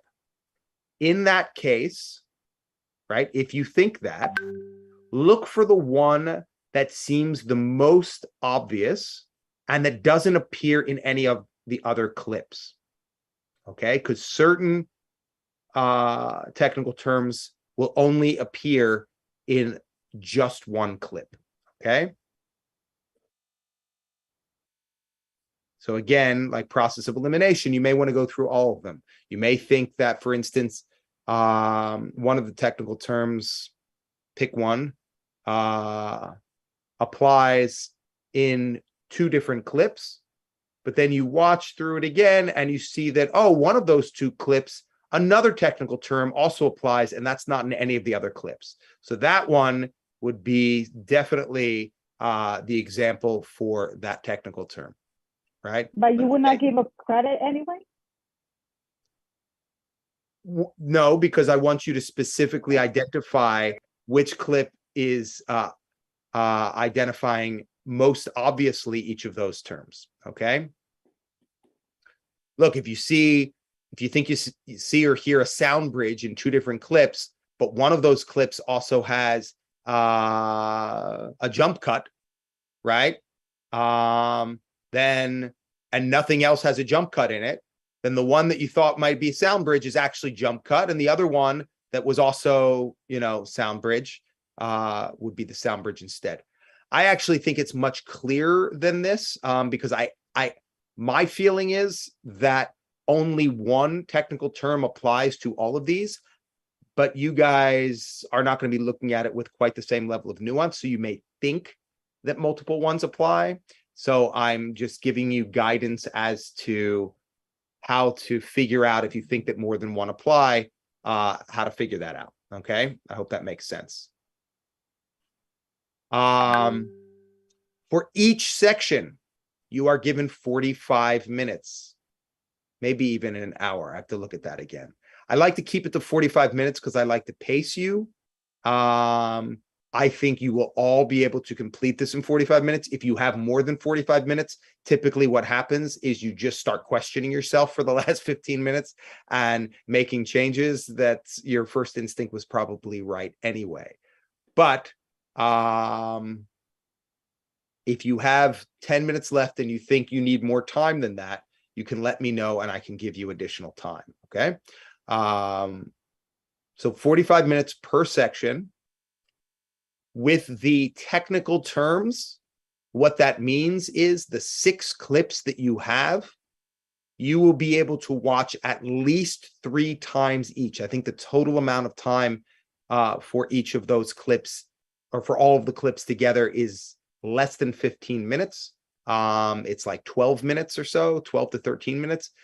So if you needed to, and I don't think you will, you could theoretically watch all of the clips from the technical term section 3 times, not in a row, presumably. You'd probably want to watch them all sequentially, one and then another. And then if you need to, go back and watch them again. And if there's 1 or 2 you think you need to watch a 3rd time, you'll have plenty of time to do that.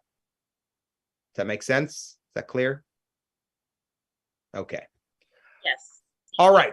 So that is the breakdown for the overall sections of the midterm. No questions on that. Let's go to the content. Midterm review. We discussed the structure. Here's our definitions. What is the content of those definitions? We've got a bunch of foreign terms. Who can tell us some of the Greek terms? There's a couple Greek terms that we use. Who remembers what those are? That's not Greek, but we'll come up to that in a second. There's a couple French terms too. Kine. What is it? Kine, which is where they got cine. Excellent, Robert. Yes, cinematograph, right? Or cinema, right? What is cinema? Cinema is movement, right? So kine comes from the Greek kine. So I gave you the answer to that one. But what is kine, or what is cinema? What does it mean? Movement. Movement. You got it. What is another Greek term? We just learned it tonight. Who remembers? The Greek terms kind of bookend all of our glossary terms from the semester. The very first one we learned was kine, right? Or cinema, which means movement. I can't pronounce it. It's right. What's it?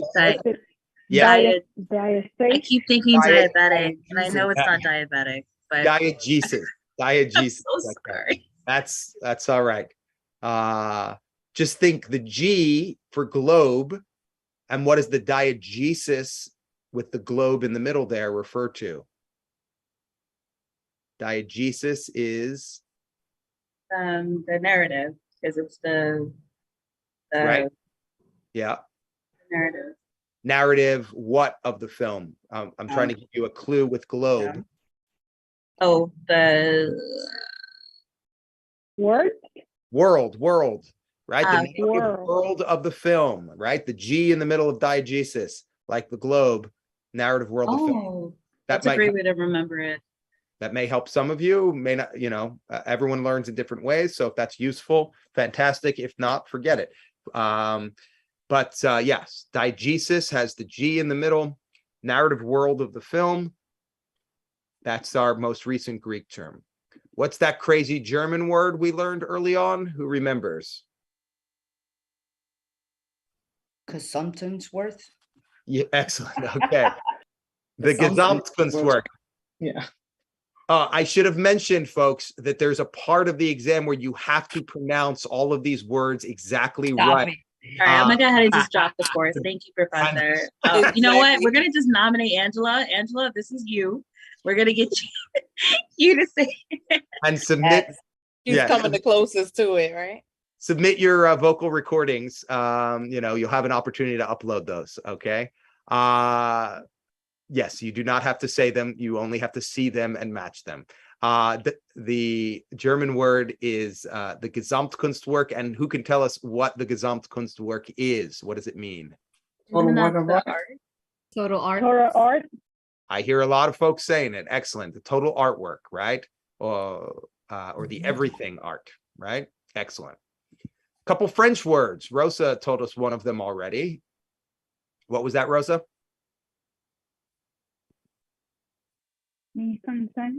Oh, you got it. And you nailed the pronunciation. Well done.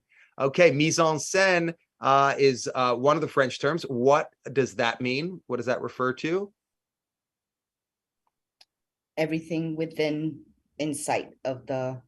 within the film or inside of the camera. Or the frame, right? Inside the frame, right? Yes. The arrangement of the objects inside the frame. Excellent, Angela. Yes, that refers to the arrangement of the scene, as it were. Okay, what's another French term we know? Montage? Montage. Great, Miriam. Thank you. And what does montage refer to? Film editing? Editing. That's exactly right. Comes from the word from mounting. Mounting objects together and arranging them in a juxtaposition of images. Great. So those are most of our foreign terms, I think. There might be a few others, but you'll look for those. A reminder that obviously look at your notes for all of the highlighted words you've been making notes of each week. But you can also refer to the film notes for each of the weeks of the class. And at the top of those film notes, as you can see, for instance, right here, right? The review will include your definitions. So if you go through class 2, there were no definitions for class 3, right? So class 4 is not going to have this at the top of it, but class 2, class 3, 5, 6, 7, and 8 are all going to have a review of these glossary terms that you need to know, okay? All right. Let's get into it. Moving on. What are our 4 camera movements, folks? Who remembers? Frame. And tilt. Film. Key. Yeah. Crane. Track. Tilt. Yeah. Or And dolly. Dolly. track is also known as dolly and what? Yeah. Track, truck, dolly. You got it. Excellent. So which of those moves vertically without a fixed axis? Crane. Crane. Excellent. Which of those moves horizontally with a fixed axis? Pen. Pen. Dolly. Oh. Sorry, Miriam. No, that's okay. No, you were right. I think you were right. Yes, it is Yes. pen. Miriam was correct, Yeah, right? she was right. Which moves horizontally without a fixed axis? And also Yeah. Oh, sorry, nothing. I was gonna say mid shot. Sorry. That's truck dolly, isn't that? Truck or dolly. Yeah. It also moves another direction, also moves sagittally. Sagittal. Yes, that's when it's moving forward towards backward. Yeah. That's correct. And finally, which one moves vertically with a fixed axis? Tilt. Tilt. I remember this when you showed the scene from the long, I think it's called a long take or long shot. I can't remember. Long take, right? From Yes. Touch of Evil. Right. And we got to see them using the truck to go to drive with them. And then they were using multiple shots with, I remember. So, yeah. Excellent. So which one is it? Vertical without, Crane? with a fixed axis. Fixed Tilt. Tilt, right? Remember, what body part do we think about? I shouldn't be so general and open with that. Do we think about when we think about our fixed axis? Our neck. Pen. Isn't that pen? Neck, yeah.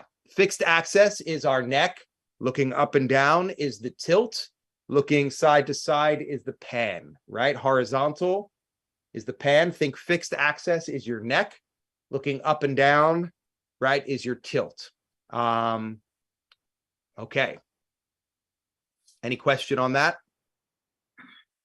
Okay. 3 types of animation. What are our 3 types of animation that we learned? Rotoscope was one. Great. And Stop motion. Yeah, stop motion. Yep. Stop motion. Okay. The last one was rotoscope, stop motion, and animation. Well, right. What kind of animation is it? It's Cell? No. Cell. Oh, I was right. Okay. Cell animation. That's correct. Okay. Right, from celluloid, from the plastic sheets that are used. Excellent. So, which type of animation traces over the film realistic images to create a realistic depiction, animated depiction? Rotoscope. The characters. Excellent. Rotoscoping. Rotoscope. Right. Okay. Which one uses plastic sheets to layer on top of one another in order to create cell animation? Excellent. And finally, which one takes inanimate objects and moves them incrementally? Motion. The illusion of movement. Excellent. I love stop motion film so much. Excellent. And records those frame by frame. Good work, folks. That takes a long time, right? When they're doing it takes a very long. I encourage you to watch some behind the scenes films from Nightmare Before Christmas. Wait, Professor, is that movie? Oh my God, what's the name of the movie? They showed it every year when I was a kid for Christmas, and I hated it. Frosty the Snowman. Yes. The producer. sorry. Yes, producer just died recently. Yes. That's also stop motion, right? That is stop motion. That's right. The Gumby films, right? That claymation. They call that claymation specifically, right? But basically, it's stop motion using clay, right? James and the Giant Peach. James and the Giant Peach is an excellent example. Yeah. Oh, I saw the movie. It was good. Yeah, really it was well. good. I saw it. Yep. Great. You guys are doing well. Isn't Yep. Coraline also stop motion? Coraline is also, absolutely. Corpse Bride is another. Rudolph the Red-Nosed Reindeer. Right. That's the other one with Frosty.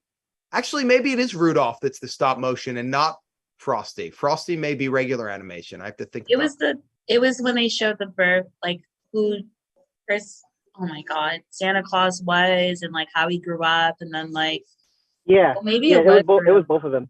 It was both of them. Yeah, okay. I got sick of that movie. It was every time they would play the same movie. And like they had no other options. There were so many other options.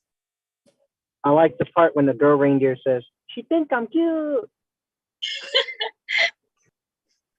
The things we remember from our childhood animation. And then we think about the way Hanna-Barbera took the idea of animation to make it bare minimum with the Flintstones and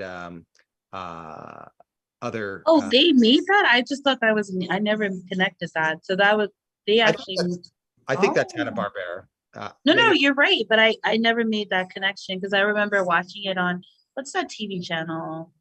I can't remember the TV channel. I would always see the name. I don't know why I never connected that. Okay. You talking about Cartoon Network? No, no, no, no. There was another TV channel that would show all the old stuff like Flintstones. Oh, and- you're thinking of Boomerang. Yes. Yes, that is exactly what it was. Yes, Boomerang. Boomerang. Yes, they would show the Flintstones and then what's the other one? Jetson. Jetsons. Yeah, I remember that one too. And then Yogi Bear, and that group. Okay, moving right along, we are up to 3-point lighting. We learned tonight. Who can name the 3 types of lighting from 3-point lighting? Key light. Key light, Bill light. Backlighting. Rim Fill lighting. light. Strobe lighting. okay, so we've got fill light, we got key light. I heard backlight, also Backlighting. also, yes, Rim. backlight is also Rim. called Rim. rim light, right? And then the last one was Fill. Fill light. fill light. You guys got it. Which one softens the shadows in the shot? Fill. That's light. soft. Oh yeah, sorry. Softens the shadows in the shot is the fill light. Excellent. Which one creates a small halo around the character? Backlighting. Backlight is right. Thank you, Miriam. And finally, which is the strongest source of illumination in the scene? Key light. Is the key light, right? Like Keystone State, Pennsylvania being the Keystone State, meaning in the Revolution was and the formation of the country, right? The keystone is that stone that's placed initially when forming an arch, right? That is the main foundation around which all the rest of the stones needs to operate. Okay. For the key light, it's the main light and everything else has to work around it. Okay. Then additional editing and cinematography terms. Who can tell us what some of those are from your notes? What are some of the other terms we've gone over that might fall into the editing or cinematography?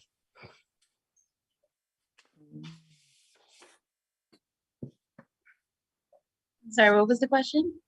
What was the question?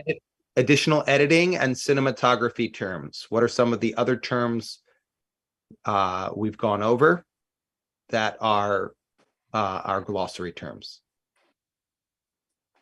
Some of them are related to our technical terms, so you might want to think about it that way. Focus, deep focus. Right. What's the glossary term, though, that's related to deep focus? Depth of field. Excellent. Good job, Angela. So depth of field. Great. What's one of our other technical terms that there might be something related? Point of view. There might be. I don't know what, do you have a glossary term in mind that's connected to point of view?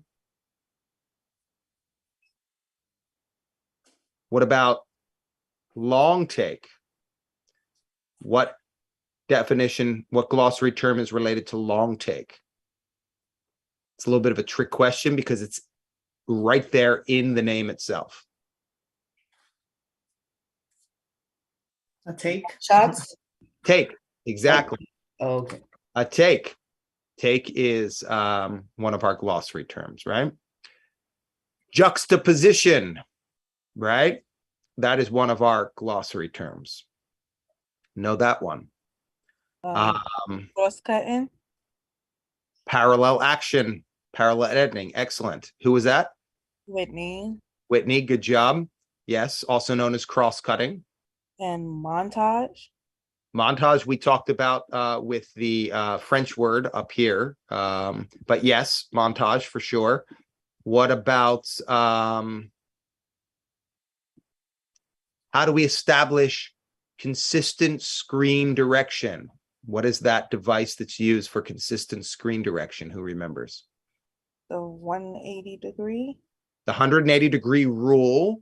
That's right, but it utilizes an invisible line. What's that invisible line called?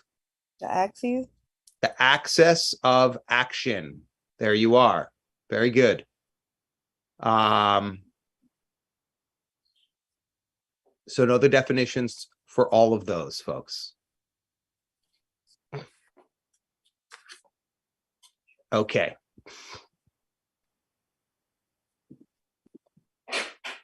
Any question on our matching definitions? No. We're good. Multiple choice questions. All right, 20 to 25 of these. Titles and directors of films that have been screened in class and assigned. Okay. Mostly that have been assigned that you've taken quizzes on. I mentioned that already. Know the definitions of those. Okay.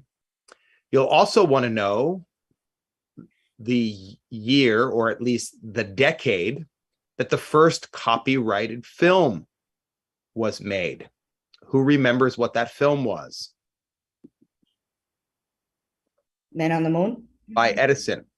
You're thinking of Trip to the Moon. That is not the first copyrighted film. Wasn't it the guy sneezing? I don't remember his.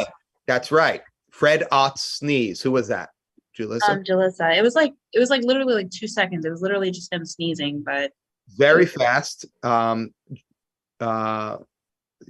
Ott's sneeze. Professor, can I ask a question? Yeah. Is it true? Because I told one of my coworkers about this class, and I found out that he does, moving the back. What's it called? He sets up the shots and stuff on his like spare time. He says that the reason. Oh, my son. Oh my God. Okay, just please ignore that.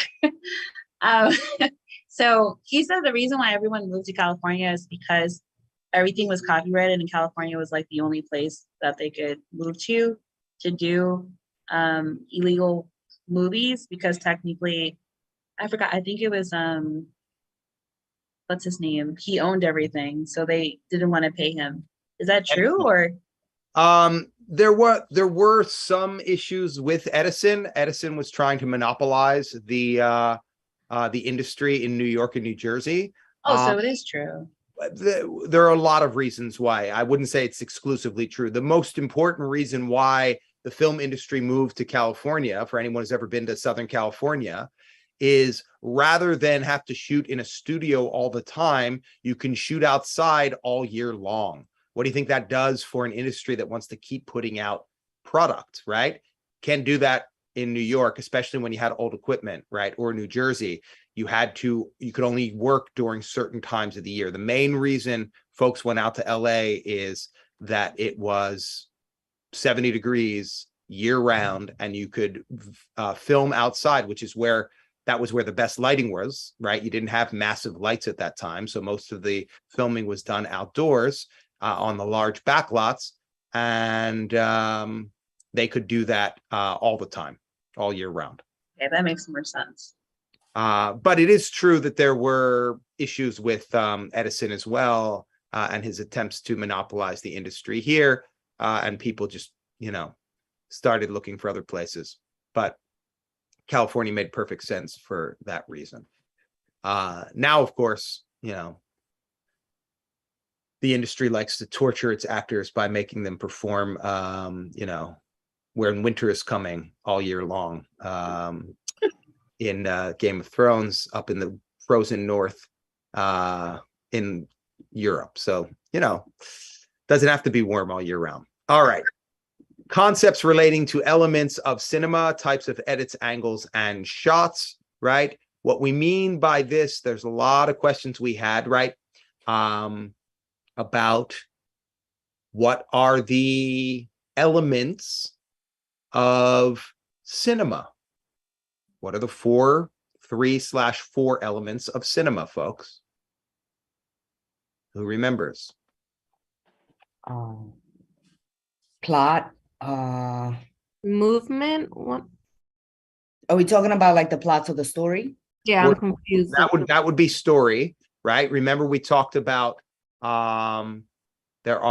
we've been going over the different weeks. We talked about the elements of cinema.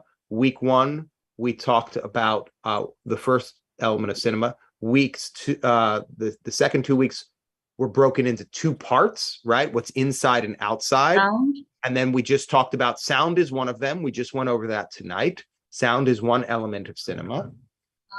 The Cinematography. I can't pronounce this word. And mise en scène, right? Those together make up which element? What single element? Called the camera and or the shot, right? Camera or the shot is broken down into mise en scène, what's inside the frame, cinematography, what's outside the frame. All right, so we've got sound, the camera or the shot, and then what's the third one? Editing. Editing, yeah. or montage. Montage. Excellent. You got your 3 elements of cinema. And we also just talked about another question you may see, right? What we call what's inside the frame and what's outside the frame. Okay. What's mise en scène, inside or outside? Inside. Inside the frame. And what's cinematography? Outside. Outside the frame. Great.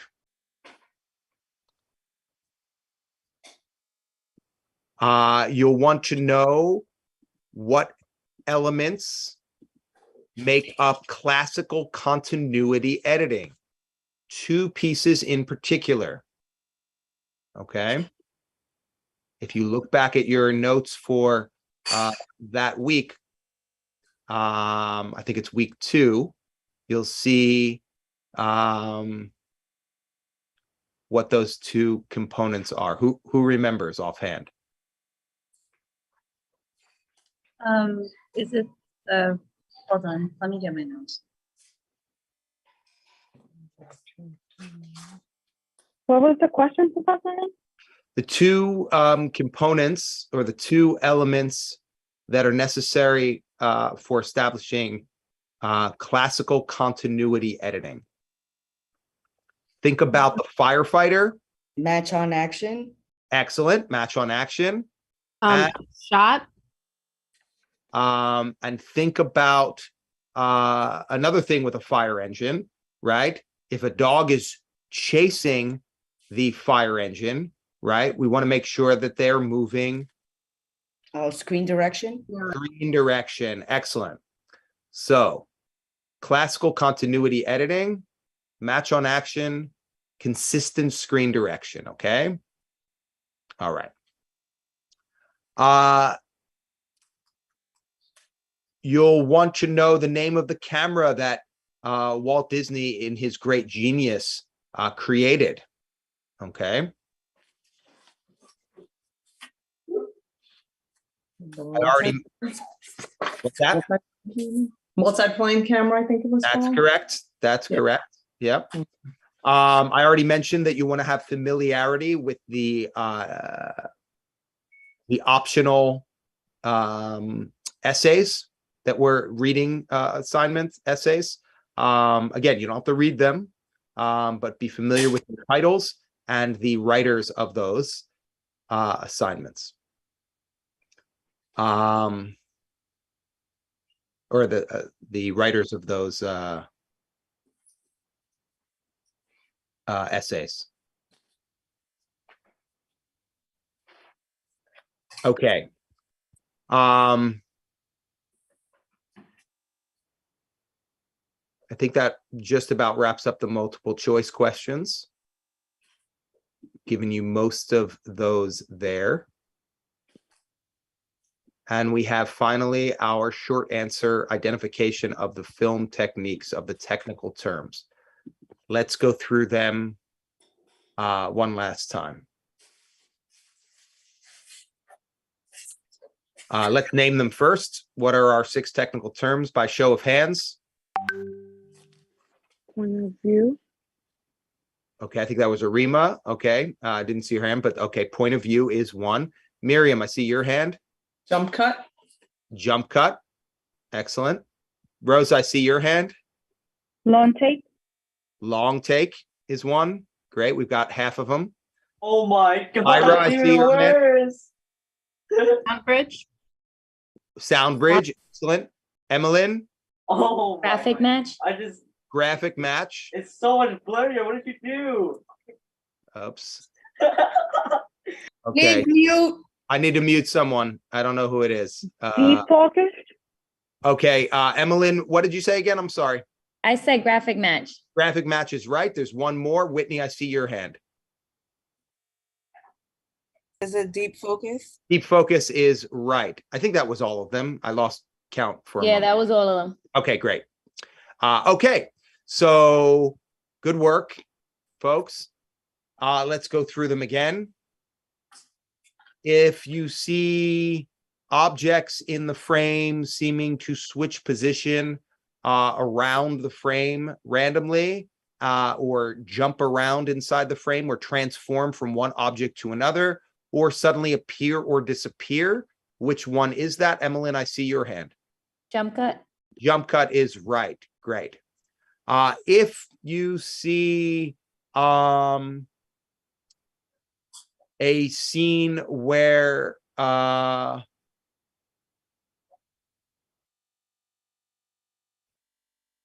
the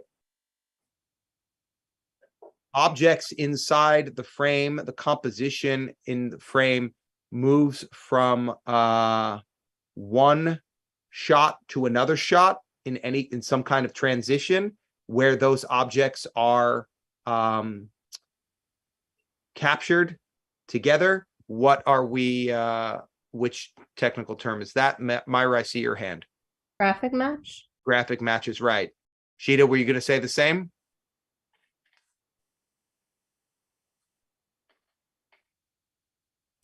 Okay. Oh, I thought I was unmuted. Sorry. Yes. Oh, that's all right. Yeah. Was that your answer as well? Yes, graphic match. Graphic match. All right, excellent. Okay. So when we are literally or figuratively seeing through the eyes of a character and looking at what they're looking at, what do we call that? Whitney, I see your hand. Point of view. Point of view. Emmeline, what were you going to say? Same. Same. That is correct. Excellent. All right. When one shot or scene merges with another shot or scene because the music or the dialogue carries over between those scenes, what technical term is that? Brandon, I see your hand. Sound bridge. Sound bridge is right. Emmeline, also sound bridge? Yep. Yes. Okay. Great. When we can see everything clearly in the foreground, middle ground, and background of a scene from shot to shot. Let me see if there's a new hand up here. Miriam. Myra. Deep focus. Deep focus. Myra, I thought, I thought I called on you for an earlier I one. answered one. Yeah. You did answer one. Okay. And what did you say, Miriam? Deep focus. Deep focus is right. Excellent. Rosa, I also saw your hand. Also deep focus, I suppose. Yes. It was. Yeah, excellent. Okay. And if we are watching a scene with a bit of camera movement, lots of pans perhaps, or tracking shots, or other kinds of camera movements. I'm trying to let somebody else answer. Okay. And there is an extensive duration from the start of the shot to the end of the shot. Arima, what is that technical term? Long take. That is a long take. Excellent, gang. I think you are in good shape. Julissa, okay, I saw your hand was still up. You are going to say the same, long take as well? Yeah. Excellent. Okay. All right. So any questions for me? Any area that you think you need more clarity on? I have one question. I know you said you take down the terms and stuff before the midterm. How far in advance do you take it down? Just for like the studying purposes and stuff to go back and forth to it? Very shortly before. Okay, so You it'll have- still you be have available maybe the morning of? Yes, it should still be available the morning of. Okay. All Thank right. Sure thing. Good question. All right. How's everyone feeling? So far, so good. Stressed. Pretty good. Pretty good. Pretty good. Pretty good's a good answer too. Okay. Let me see what let me show you to de-stress. I'll show you. Professor, you Yes. said that the movies are gonna be like 12 minutes, the short movies that we're gonna be watching.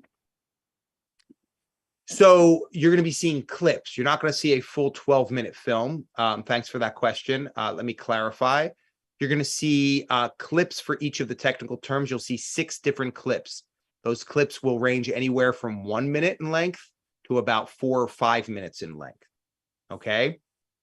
Altogether, adding together those 6 clips, it will be approximately 12 to 14 minutes of screen time. Does that make sense? Okay. All right. Let me show you this experimental film I've been wanting to show you, which is a great use of all of the various techniques we've talked about to date. All right. This is by a wonderful filmmaker, experimental filmmaker from the 1940s named Maya Deren. I'm wondering if I have time to show you both of these experimental films, but you know what? Maybe I'll show the other one another time. This is called Meshes of the Afternoon. And Maya Deren had a very inventive use just a couple years after Citizen Kane came out of the camera and her use of cinematography and of montage and editing in a way to play against our expectations. Remember, classical continuity editing works with our expectations in order to deliver what we think is going to happen. If a person reaches for a doorknob, opens a door, steps through, we expect them to go from one room to another. In an experimental film that uses montage to create ideas against our expectations, what happens next may defy what we think is supposed to happen. And the filmmaker succeeds in defying those expectations. So you don't have to take notes. You're not going to be tested on this. This is just to, kind of decompress with this experimental film here at the end of the first half. It's a little more than half of the semester at this point. This is Meshes of the Afternoon. I say decompress. In some ways, it's itself a stressful film, but don't be stressed by the movie. It's for all of you psychology majors. There's nothing gruesome. Yes, there's nothing necessarily gruesome in it. It is only your mind is going to be working, trying to figure out what's happening. It works with psychology, and we can break that down in a moment. So all of you psychology majors, enjoy. And the rest of you as well, enjoy.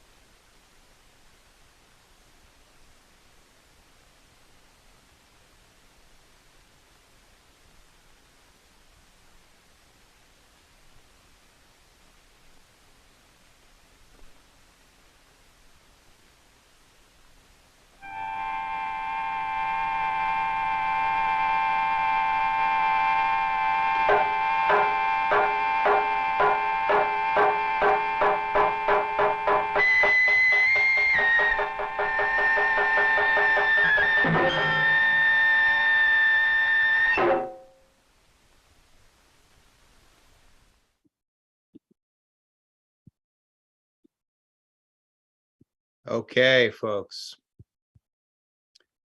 I'm going to let us go early tonight, but I'm not going to make us go after watching that without giving us all a chance to talk about it. If anyone has anything they want to say, share, questions to ask, comments to make. Meshes of the Afternoon by Maya Deren. Yeah. I think that video really put into perspective the importance of music and film. Great feedback. You want to say more about that? How so for you, Robert? I mean, needless to say, it's a trippy film, like the optics of it. And I think without that constant like drum foresty beat going, I don't know if it would be that watchable at all. Interesting observation. In fact, the music was added about 20 years after the film was made. It was added in the 60s by that composer, a friend of the, a later friend of the filmmaker. The film did in fact exist originally without any music, but I think it's a great observation. The film, that music, there are versions of the film with other soundtracks, and I just don't think it does it justice at all. This music, this film is as much about this piece of music, I think, Robert, as about the images as well. They really just go extremely well together. It's worth noting that this style of music is like classical Japanese chamber or court music, Asian court music, and that there's something very evocative in that itself. But you're right. It picks up the action in the film itself so that it mimics the telephone or the phonograph, right? The way we hear the drum beat in a constant repetition at times, some of the movements. It really is well aligned to the movie and was intentionally done that way. It was made specifically for the film. So great observation there. Thanks. Other thoughts? It was definitely trippy. I gotta say, I did not look away. It was definitely weird, felt like a fever dream, you know? Like, yeah, absolutely. Really felt like a fever dream. It was like, I kept asking, what am I watching? But then I didn't stop watching it. It was weird. I don't know. But it was really well. It was well, like the part where she went to stab him and then it like turned into glass onto the sand, like really was like, whoa, okay, that was kind of cool. Like I wasn't expecting that. Excellent. Yeah, played with our expectations, right? I wasn't expecting seeing her in the living room when like she came out of the ocean or she was killed. Right at the end where she I wasn't expecting that. I thought it was gonna be him, not her. Oh, who was killed? Yeah. In the room. Interesting. Yeah. Was that seaweed on her in the end? It was seaweed, right? Or... I think in part. Good observation. Yeah. The key in the hand and then the black hand with like the knife part was trippy too, because I was just like, okay, well, clearly it was like, you know, it means something, but it was like, I don't know, it was weird.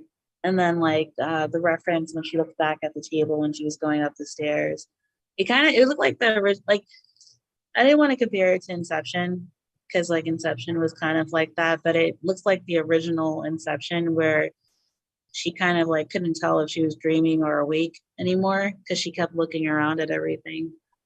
I think that's a great observation, Jalissa. That's the first observation I've seen on that, but I would not be surprised at all if he was inspired by this film. He certainly. I'm totally blanking on who's the director again.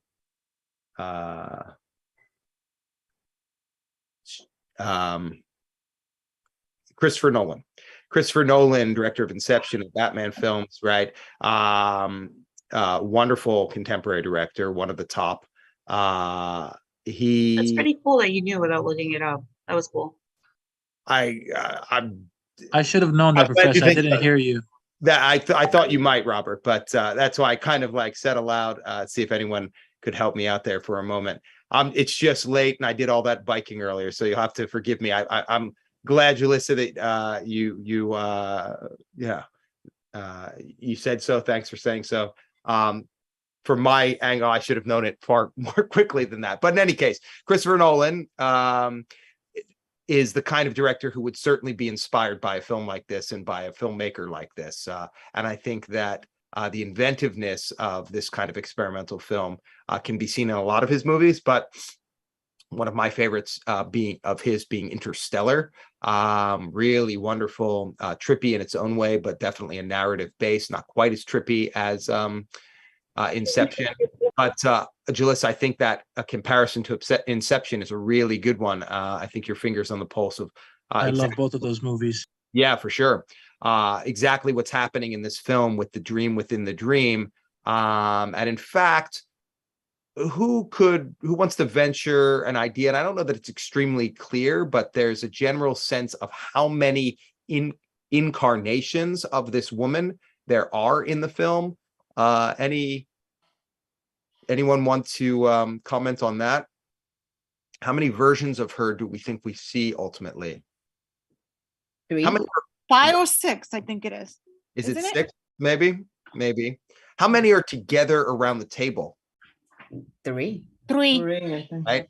See, for psychology majors, I thought what's interesting about this, and we didn't talk much about the rule of threes in this class yet. Maybe we'll have a chance to do that after the midterm. But the rule of threes is a very important concept to human culture in general, but certainly to storytelling, right? We talk about the three parts of story, beginning, middle, and end, right? But the reason 3 is important to us as a species, right?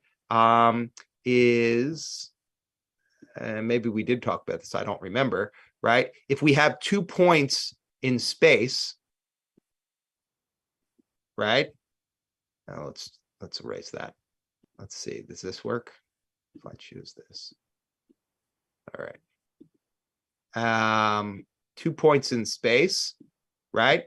And we draw a line between them. Let's see if I'm doing this right. There we go. Right? Or we have 2 points in space in another direction.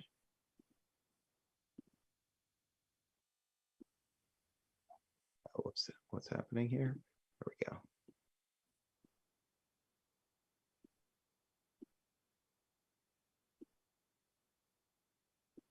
Right? The 2 points in space is a single dimension, right? We can connect those 2 dots, but that's all we have. And we have this openness on either side. The reason 3 is important to us is because as soon as we connect this final line, we have enclosed a space. And for us as human beings, it is essential to our cognition, our way of understanding things, to be able to contain ideas, right? Suddenly, by containing this space, which we can't do with only 2 lines, or excuse me, with only 2 points in space, by creating a 3rd point in space, we can create an enclosed area. Then we can identify that which is inside this space and that which is outside of this space, right? And suddenly what goes inside the space allows us to work with only the things that can be categorized as existing in that space. So that's in a general sense, theoretically, of the power of 3s. But then we see 3s come up all the time. From the ancient world, just this shape itself, right? Anyone remember geometry? They call it omne triumph perfectum. It's really common, and it is in psychology. For some reason, human beings cannot understand anything past 3 concepts. So like it has to be in 3s.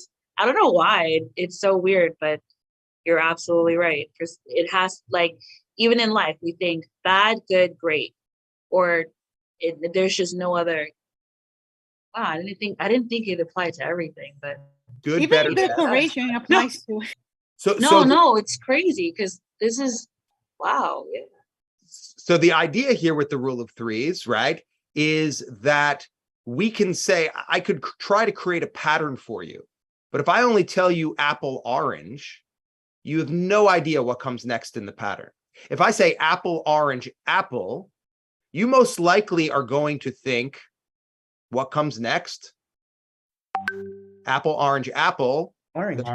Orange comes next, right? Because we have three objects now, and that starts to establish some sort of pattern. If I say apple, orange, orange, right? If that's all you have so far, then you might assume that the apple comes next, right? And it starts, and the pattern starts over, right? Threes give us an idea of a way into understanding the world around us, right? We tend to say that things happen in threes, right? Deaths or accomplishments, because we pay attention to patterns. And that's why we think, even though it's not necessarily true, we think that things happen in threes because we're paying attention to the third item after the first two have already occurred, right? What is powerful about this shape in particular is going back to the ancient world, right? And early Greek mathematicians. Anyone remember the name of the way we figure out the length of the hypotenuse of a triangle, right? Who that's named for? Pythagorean theories. Yep. I know you guys are like, what are you doing, professor? I signed up for a film class here. You're teaching me math and geometry. This is not, I did not sign up for this. Okay. But you're playing along with me. Excellent. Right. So you get this line multiplied by itself, the distance of this line multiplied by itself, plus the distance of this line multiplied by itself, a squared plus b squared equals this line multiplied by itself, c squared. That's Pythagoras's theorem, right? Works in this idea of threes, right? In the triangle itself. But let's think about outside mathematics and general patterns. What other places does the rule of threes exist? What other disciplines? If we think about, let's say, religion. Great, religion. Thanks, Robert. How does it apply in religion? In Christianity. In Christianity, someone said the Trinity. The Holy Trinity, yeah. The Holy Trinity in Christianity is made up of what three things? What three entities? Father, Son, Holy Spirit.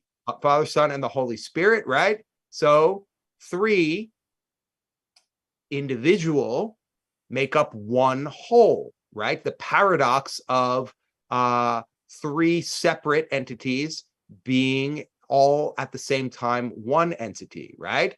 That is the idea in theology of the Trinity. How about, yeah, Jalissa, I see your hand. They also have it a lot in children's books, the Three Musketeers, the Three Pigs, the Three Blind Mice. It's really common, actually. Absolutely. The two gives us an idea of opposites potentially.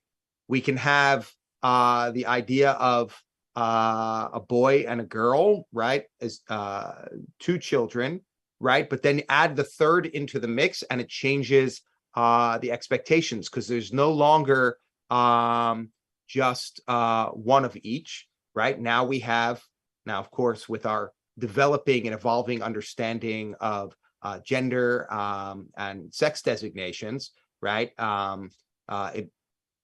We have new thoughts on this anyway. But the point is that in our fairy tales, right, the rule of threes applies in those spaces as well. We talked about storytelling a moment ago. How does the rule of threes again apply to storytelling? If you just have a beginning and an end, and you don't know how you got from once upon a time to they lived happily ever after, you don't really have much of a story, right? If you just have Hansel and Gretel were inside the oven, right? And then they killed the witch, right? Well, who were Hansel and Gretel? Why do we care? Who are these people? We don't have a beginning. We miss the point. We need beginning, middle, and end to really sink into the understanding of these pieces. In I'll lose this for a second.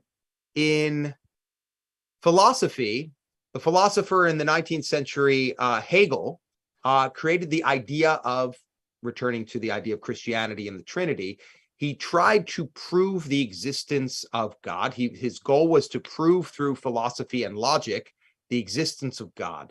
And the way he wanted to do this was through what he called the dialectic, right? The dialectical approach. He created the idea that there was a thesis in everything we do in life, and that for every thesis, there was what we call the antithesis, the opposite of that thesis. But just having those two was not enough, right? There was a tension between those two, and that from the tension that exists between the two, the thesis and the antithesis, a third entity evolves, right? Comes out of that. He called that the synthesis. This idea of two creating a third is true in a biological reproduction, right? Two cells create a third cell, a third object that, or third living being that then evolves and becomes its own separate entity, right? This is true to the way we understand the world in our most basic scientific phenomena, right? And so Freud thought about this for all of our psychology majors, and this is where it applies. What does this have to do with wet meshes of the afternoon, Professor? What are you doing to me? Freud established the notion of three in his thinking about the psyche. Who knows the names of the three parts of the psyche? Ego is Ego, superego, and id. Excellent. So Jalissa and Angela, we've got the id, the ego, and the superego, right? And who is all around the table in Maya Deren's film, right? These three versions of herself during a dream sequence. And if we think of Freud, probably the first thing we think of, other than the id, the ego, and the superego and psyche, is his interpretation of dreams and the power of dreams to reveal that id, ego, and superego, right? Here in this dream, she has three versions of herself seated around a table. Her id, her ego, and her superego, all struggling over this knife and this key.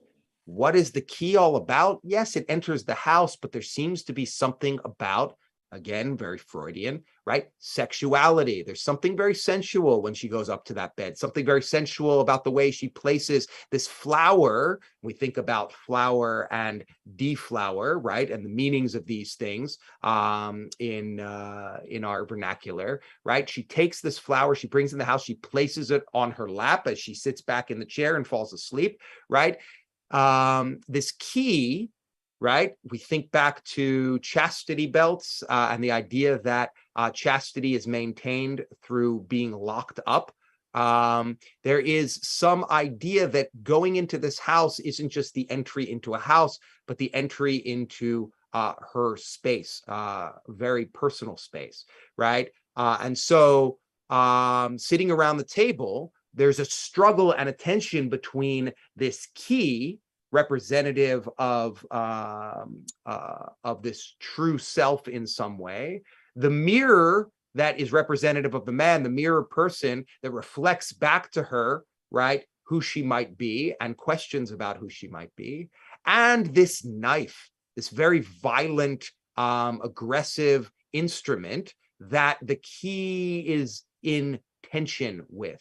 And the knife, for its Freudian and Jungian purposes, has what we would call a phallic sensibility to it, right? It is shaped. There are two, Jungian ideas in sexual psychology and thinking about symbols in our arts, right? You have phallic symbols and ionic symbols, right?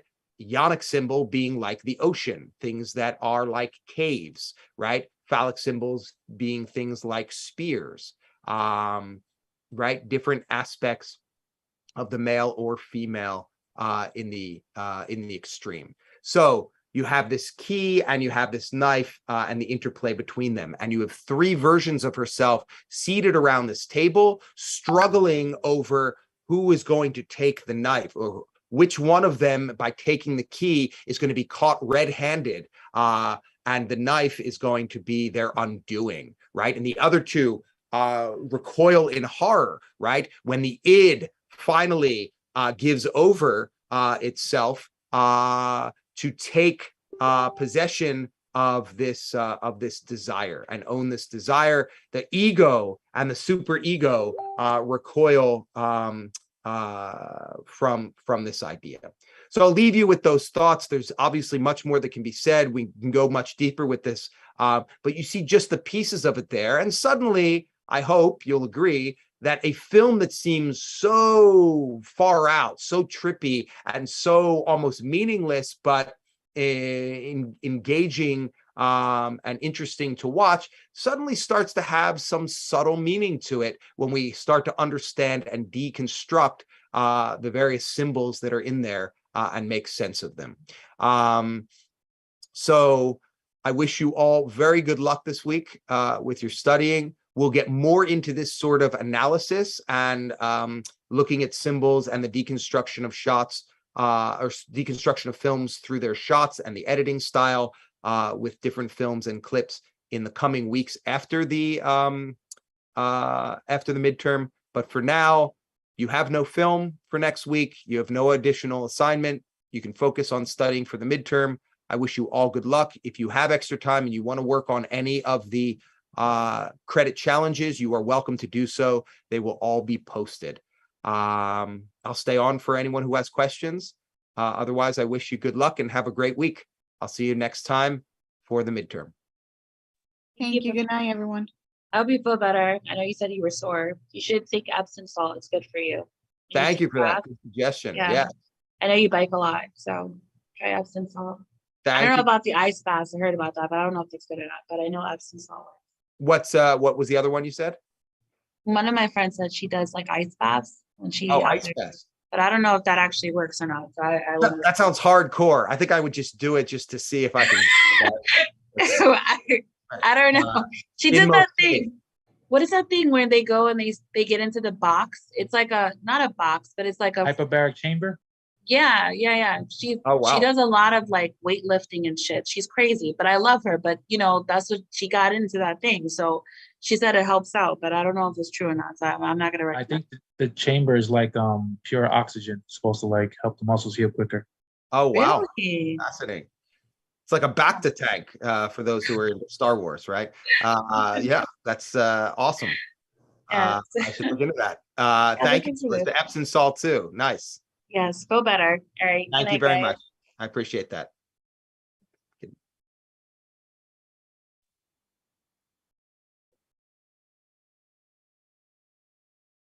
Good night, Professor. Good night. Good night. Have a great week. Good night, Professor. Good night, guys. Take care. Good night, Jose. Have a good week.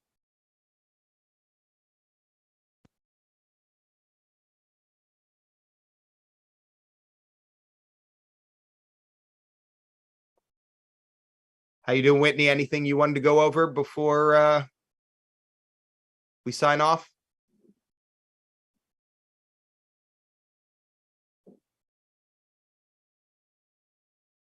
Sorry, it's all frozen. I'm trying to click it for the longest. Oh, it's frozen. No, Okay. Professor. You have You're a good good. night. Thank you very much. You as well. I'll see you All next right. week. Bye-bye. Take care. Bye-bye. Record.